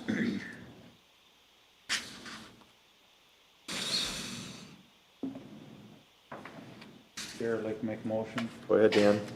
Recommend approval to the rezoning to the County Board of Commissioners to rezone the 54-acre site from ag general agriculture to ag residential because the board feels it meets the criteria laid out in the land use plan and the town board approves. Do I have a second? Second. Motion made and seconded. Is there any more discussion?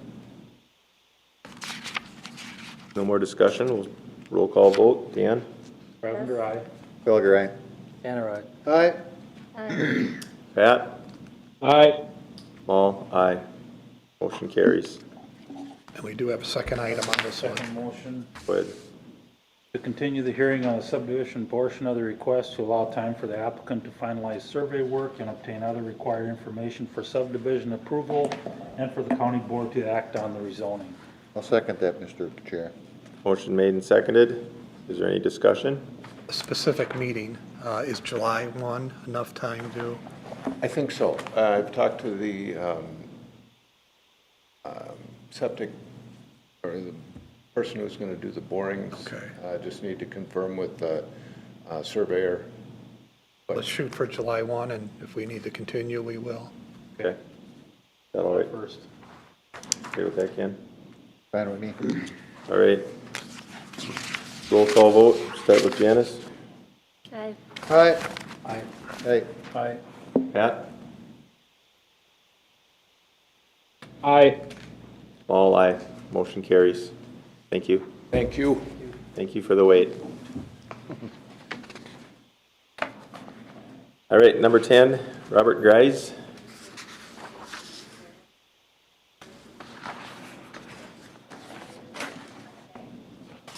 Want to give give your name for the record, please.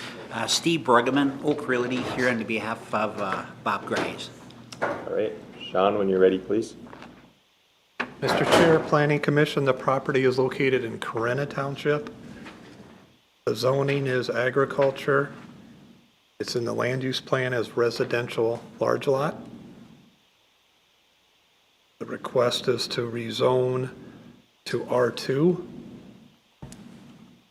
Last year, you had a similar request on this piece of land. I don't think we did a site inspection. We did. We did? Okay. Yes. I'm sorry. I should go out on those, huh? You did a site inspection of this piece. This is what the second edition layout would be, although that would be for Corona Township to review the subdivision. So what's in front of the Planning Commission and County Board is the rezoning of this to R2. Any more you want to add to that? No, I think we're good. Thanks, Sean. Okay. Is there anyone from the public that wants to comment? Getting quiet out there. Doesn't look like there's anybody changed on. Is there anybody online that would like to speak to the Robert Grice Jr. request, agenda item number 10?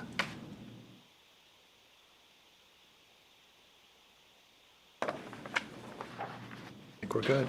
Okay, I'll bring it back up here.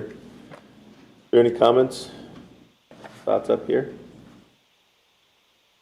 John, can you bring it up? It is in the land use plan for that area. Correct. Is residential large lot. Okay. It is in the plan. There's quite a bit of development in there. For the board, if you see in the top corner, Sugar Lake is right up in that area. So. And we did get some comments there in the staff report, but there was concern both from neighbors and soil and water about if it's going to be developed, to do it properly. So those have been sent off to Corona if it gets to the subdivision phase. And I guess I'd like to make the point on this is that this is in the land use plan and it is touching water, and Corona Township did approve it. So.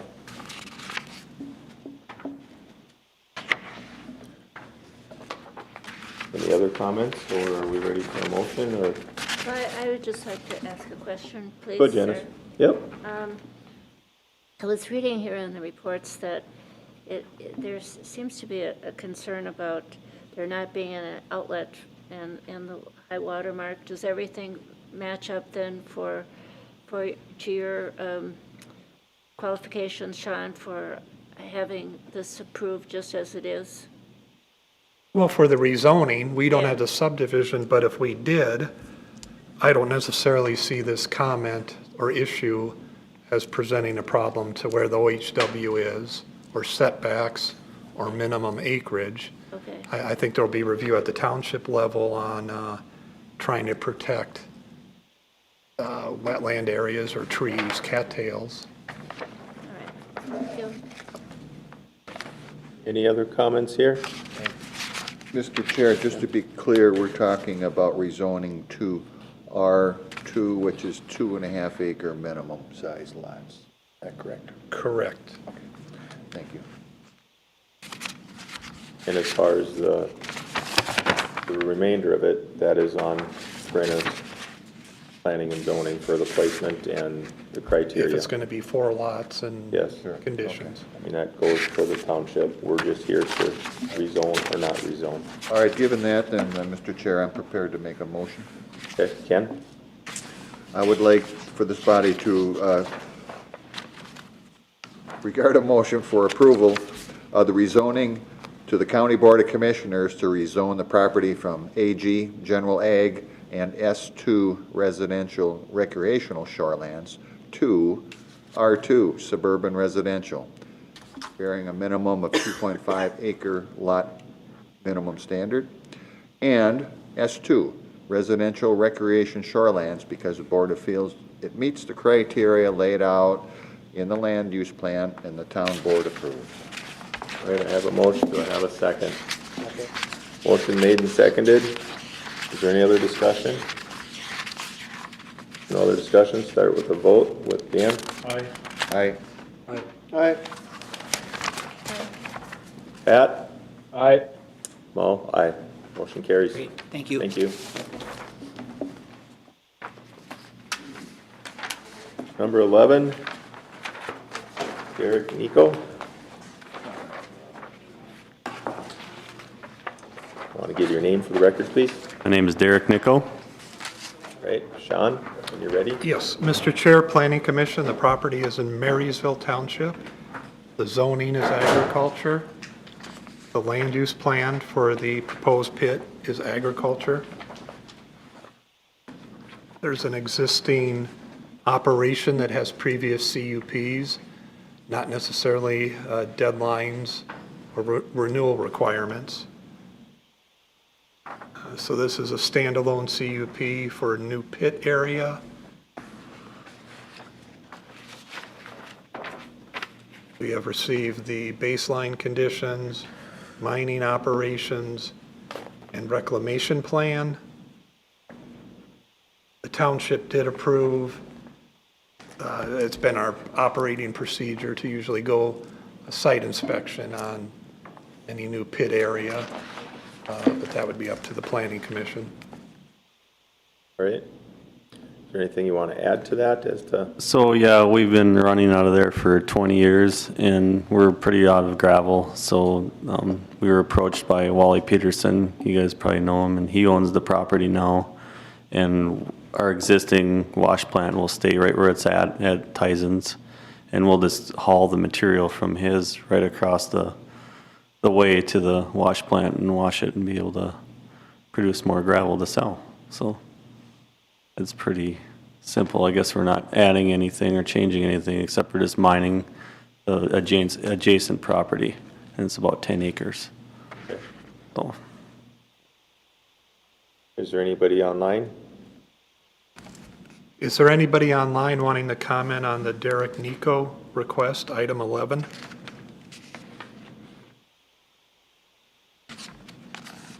Okay, I guess we'll come back up here.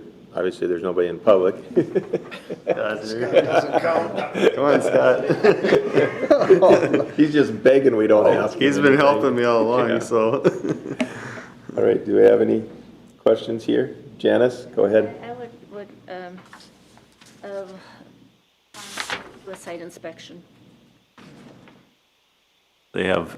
Scott took some pictures. There, if you back up, Sean, that's the current pit that we're running. And that road right there that you're looking at on the right-hand side of the screen, the gravel pit that we're starting is 10 feet that side of it, right there. So it's just that hill, the gate and the existing pit coming in the gate. You take a left and that's the wash plant. That hill just to the right is the field. And it stays this side of the trees about, 50 feet or something? So we're not taking any trees, it's just a bean field that on a good year you'll grow a bean. So, if I'd it's, still like to do a site inspection. okay, Yeah, they traditionally like to see okay, new sites. You're not looking at mining next week, right? that'd be nice. Really? Like I said, we're out of gravel. I guess I should. Washable material. I shouldn't have asked, huh? Yeah, we're out of washable material. We have pit runs still. Everything's running low, I guess. Yeah. Mr. Chair? Fair, if you don't allow that. Go ahead, Mike. Thanks for coming in, and it's good to see an application with all the blanks filled in. You're welcome. And 160,000 yards, so how long do you expect that will last before? I'd say tops 5 years. Okay. Probably 3. I'd like to do it quicker because the money's going to the Peterson's mom, and she's in her 90s and she needs it, so Right. try to get her a boost. Family setup, but I'm familiar with that, and I haven't heard of any complaints in the past from working around there. Is there anything of record from the past? 20 years? Not complaints, and I believe we've made some progress on reclaiming the existing pit as it's worked along, as it needs to be reclaimed. Okay. we only have one open spot in the way back, and then the rest has been reclaimed. There's a little bit in the front we're working on too, but we've been picking away at it. For the most part, it's already all back to farmland. Okay, thank you. Yep. All I had. Do you have something, Dan? Dan? Dan, Chairman, I think this is, applicant's very lucky, and it's such a remote site. Pretty isolated out there. It is nice, yeah. I would, it looks like he's got a pretty clean operation there. I'm not in favor of a site inspection. In fact, I'd almost be in favor to approve it right now. Make a motion to approve it. So I'd like to add to that, if you're putting that on the table. Just for discussion. We would write, staff suggests a motion of approval of a gravel mining operation, approximately 10 acres, conditional on meeting what's shown on the site plan and narrative, and to determine an amount of time this conditional use permit's good for. The applicant described worst case 5 years and hopefully 3 years. I think our norm is probably around 3, hasn't it been? Yeah. Dwayne Rolstad, isn't he in that vicinity here? That was a 3 year. Was that about 3 years?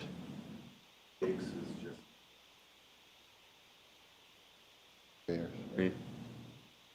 I'm okay with 3, and if we're not done, come back for an extension.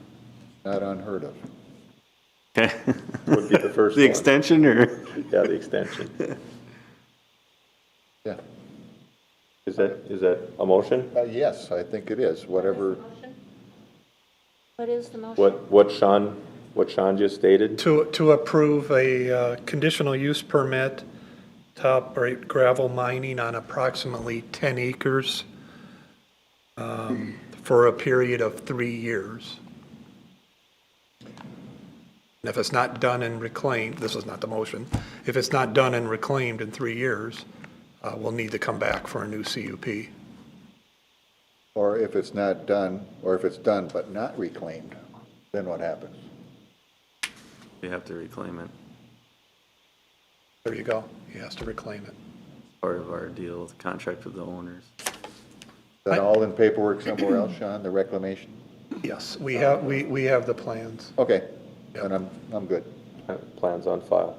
Plans on file. I'll second that. Motion made and seconded. Is there any other discussion or questions? If none, I'll start with the roll call vote. Dan? Aye. Aye. Aye. Aye. I'm not going to make any comment other than that. Since I haven't seen the site and I'm not familiar with the site, I do not feel comfortable making a or nay vote. And I would like the record to show that. So you're abstaining on those reasons? For those reasons, but I want that included in the minutes. Yes. So noted. Pat? Aye. Paul? Aye. Motion carries. Thank you. Thank you. Is there anything else, Sean, Yeah, that we we need do to have do? an item. I'll Okay. wait till we clear out. You can take off. Thank you. We've got another item here. You've been here long enough. Yeah. Are you there, Greg? All right, we have one more item. Greg, are you there? I am. I just had to find the unmute button. Okay, and you're there, Pat? Yep. You're not out on a horse?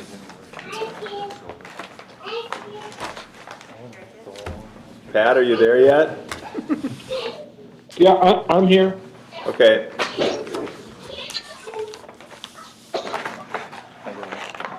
I don't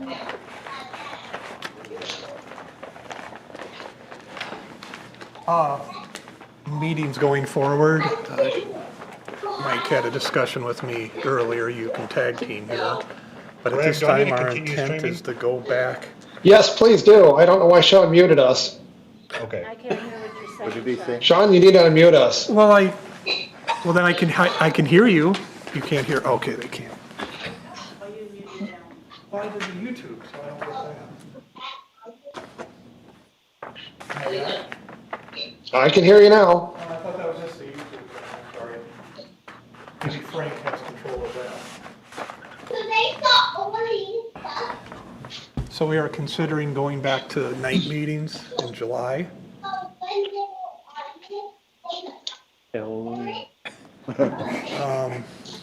So in my mind, that leads to, the only reason we were doing the YouTube was because of our restricted public hearings, our inability to do them in a proper setting. So at nighttime, we don't have the capabilities we do during the day. So go to night, not stream.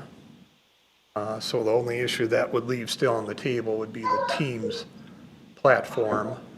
If decision makers are still allowed to, attend a meeting virtually after July 1st, we'll have to consider the Teams platform still for the decision makers, but that may change. Well, Sean, if we still have decision makers appearing on Teams after July 1 or after a certain date, we still then have to have YouTube going to be in compliance with the open meeting law. If the decision makers are on Teams, If there's a decision maker on Teams, we have to have an ability for the public to join remotely and have that out there for them. even though Which is why we've always had YouTube running. even though the public hearing is fully open and they can attend via Teams? Yes. If we have one decision maker on Teams remotely, we have to open it up to the public electronically. And that's not defined as Teams. I have a question. Yes. The The problem is we don't have the link out there. The decision maker is joining via Teams. So if the decision maker is joining via Teams, we have to stream it by YouTube. Yes. I don't plan on attending any further, if we're gonna be able to get back to night, I'm gonna be there in person. So what does that mean, Greg? During the day stuff, it just made it harder on my side to get If all there. the decision makers are here, Greg, even if they could be via Teams, does that change it? If everyone's in the same room, we don't have to have an electronic platform. And Greg, isn't that going back to the way we were Yes. before COVID? Yep. Why can't we Yes. just go back to pre-COVID? Well, that's what Sean's saying, yeah. Yeah, if everyone's in the same room, we don't need YouTube, and we can just go forward as is. I mean, the only reason We we could can have do the this. public can participate on Teams if you wanted to do that, but that's optional. And that wouldn't require any open meeting law consideration for going to YouTube or anything. John? And for the group, I attended this Minnesota Rural County, so they were bringing up what's being proposed or not proposed. And if the laws don't change, my understanding from that meeting is July 1st, it'll go back to where decision makers have to be in the room. You can't make exceptions and exemptions for teams or anything else because the vote won't count. It's a violation where there's potentially penalties and fines, and it doesn't count as a quorum for that person to be out there either.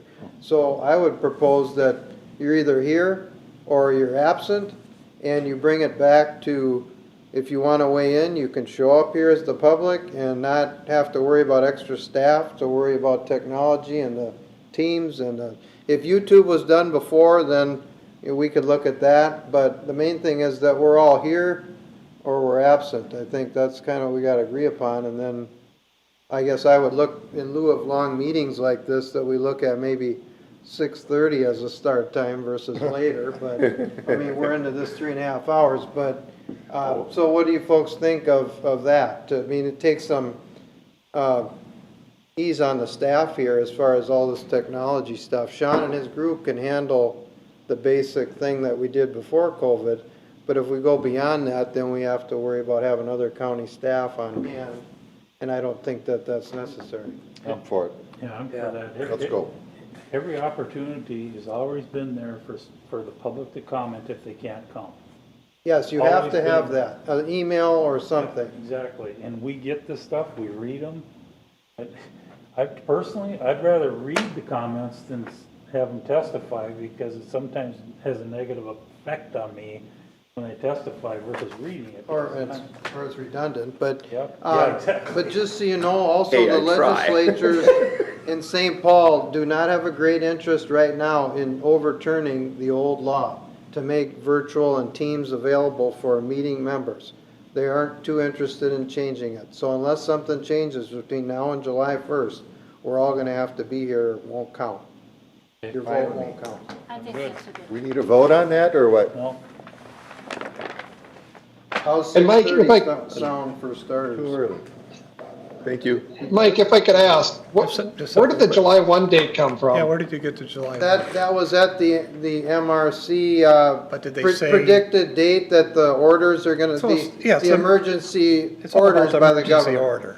The emergency. They're just order. predicting that's when Walls is gonna lift everything? Yeah, I think because the last time it was changed, there's like a 60-day window beyond that that it can be extended. And my understanding is that 60 days from when things changed the last time is July 1st. But that was the magic date, but they referred us to our county attorney and MCIT, and Lee Kelly knows this, to go over hypotheticals and that kind of thing to nail it down for sure. But Greg, either way, if all members are here, we don't need to stream it on YouTube.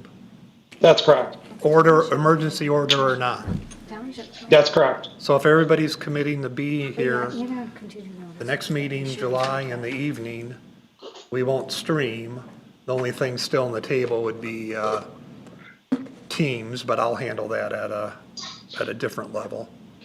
Just so we're clear, some people got continued, I think it's at 1 o'clock, there's no legal ramifications for that, right? We didn't say time, we just said date, didn't we? Well, we probably should. But we would have to notify them. We probably We probably should re-notify. Re-notify. Because all the neighbors are gonna Yeah. have the notification that says 1. Right, we'll just. Yeah, we should re-notify that. For the one that lasted the first hour, We'll just have to do Send that. Send a new notice to all the neighbors. or started on Well, the second meeting. Yeah, but that first one, that guy's gonna come up with millions of billions of dollars and Yeah, but the first Make it one go they could. go away. Tried to try that, didn't happen. so is it gonna still be 7:30 or 7 or? Okay, so here's my thinking on that, Commissioner, is that a couple of years ago, I was just, reflecting, summer nights, I wanna go maybe have a barbecue or sit in the backyard with my wife for a while, kids. But no, I gotta go to a damn planning and zoning meeting at Once 7 a o'clock. month. If I could just move that to 8 o'clock during the summer, hey, that would be wonderful. But anyway, let me finish. It got kind of shut down. But I think 6:30 is too early. I like it. It's for me, 6:30, it's tough for the farmers and farmers that gotta come in for the rezonings or egg or for dairy, feedlots or whatever. So I can't speak for the planning commission, but for whatever reason, even though we tell the public 7:30, they think that means 7. You know how many times people are sitting here. I think 6:30 is too early for the public. I don't think 7 is too early, but you guys need to be here to make it work. 7:30. So the time is more critical about you guys. I know I work in Cokato. I got off at 5:30. I got 45 minutes home. I shower very quickly and turn around and drive here for another 40 minutes. So So 7:30. 7:30, most of the time I just squeak in at about 10 after 7 to 7:15. I guess that's me, okay? I'm only one person, there's 6 others. It used to be 8, Mike. Yeah, it used to be 8, then they cut it up to So 7:30. we cut it to 7:30, and the 3.5 to 4 is what?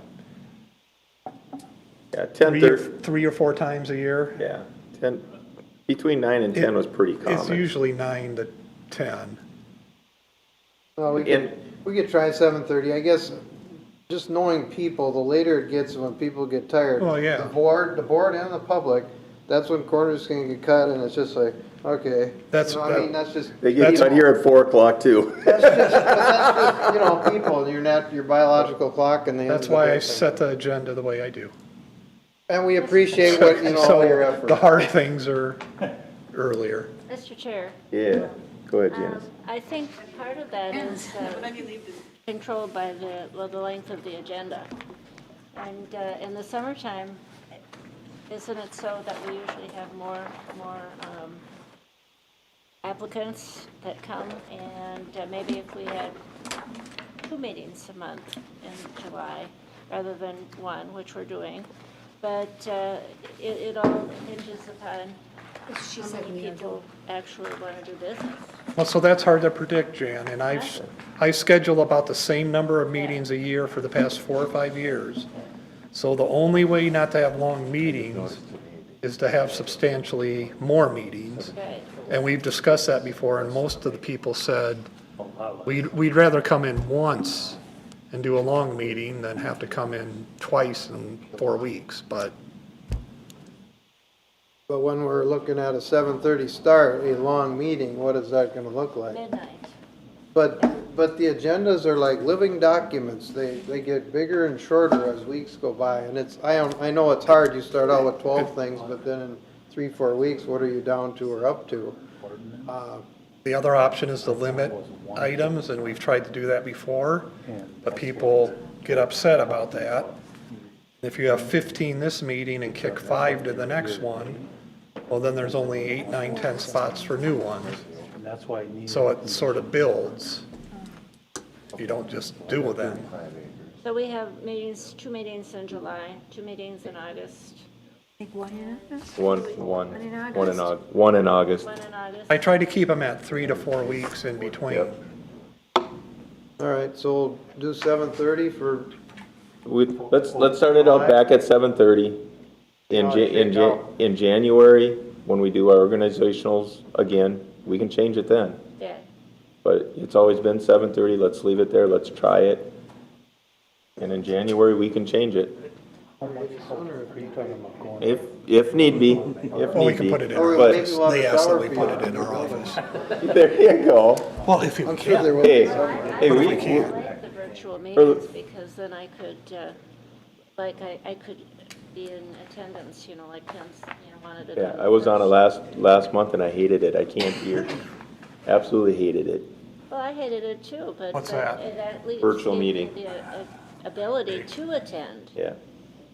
But, versus not being able to attend at all. So Right. it does have its Yeah, they're still on. pluses for sure. yeah, Is this already been But it's hard to rezoned or is that do mine? It is. virtually. I agree with that. It's already Yeah. rezoned. All right. well, is there anything else we need, or otherwise we start on Do you have anything, Greg? July 1st, 7:30?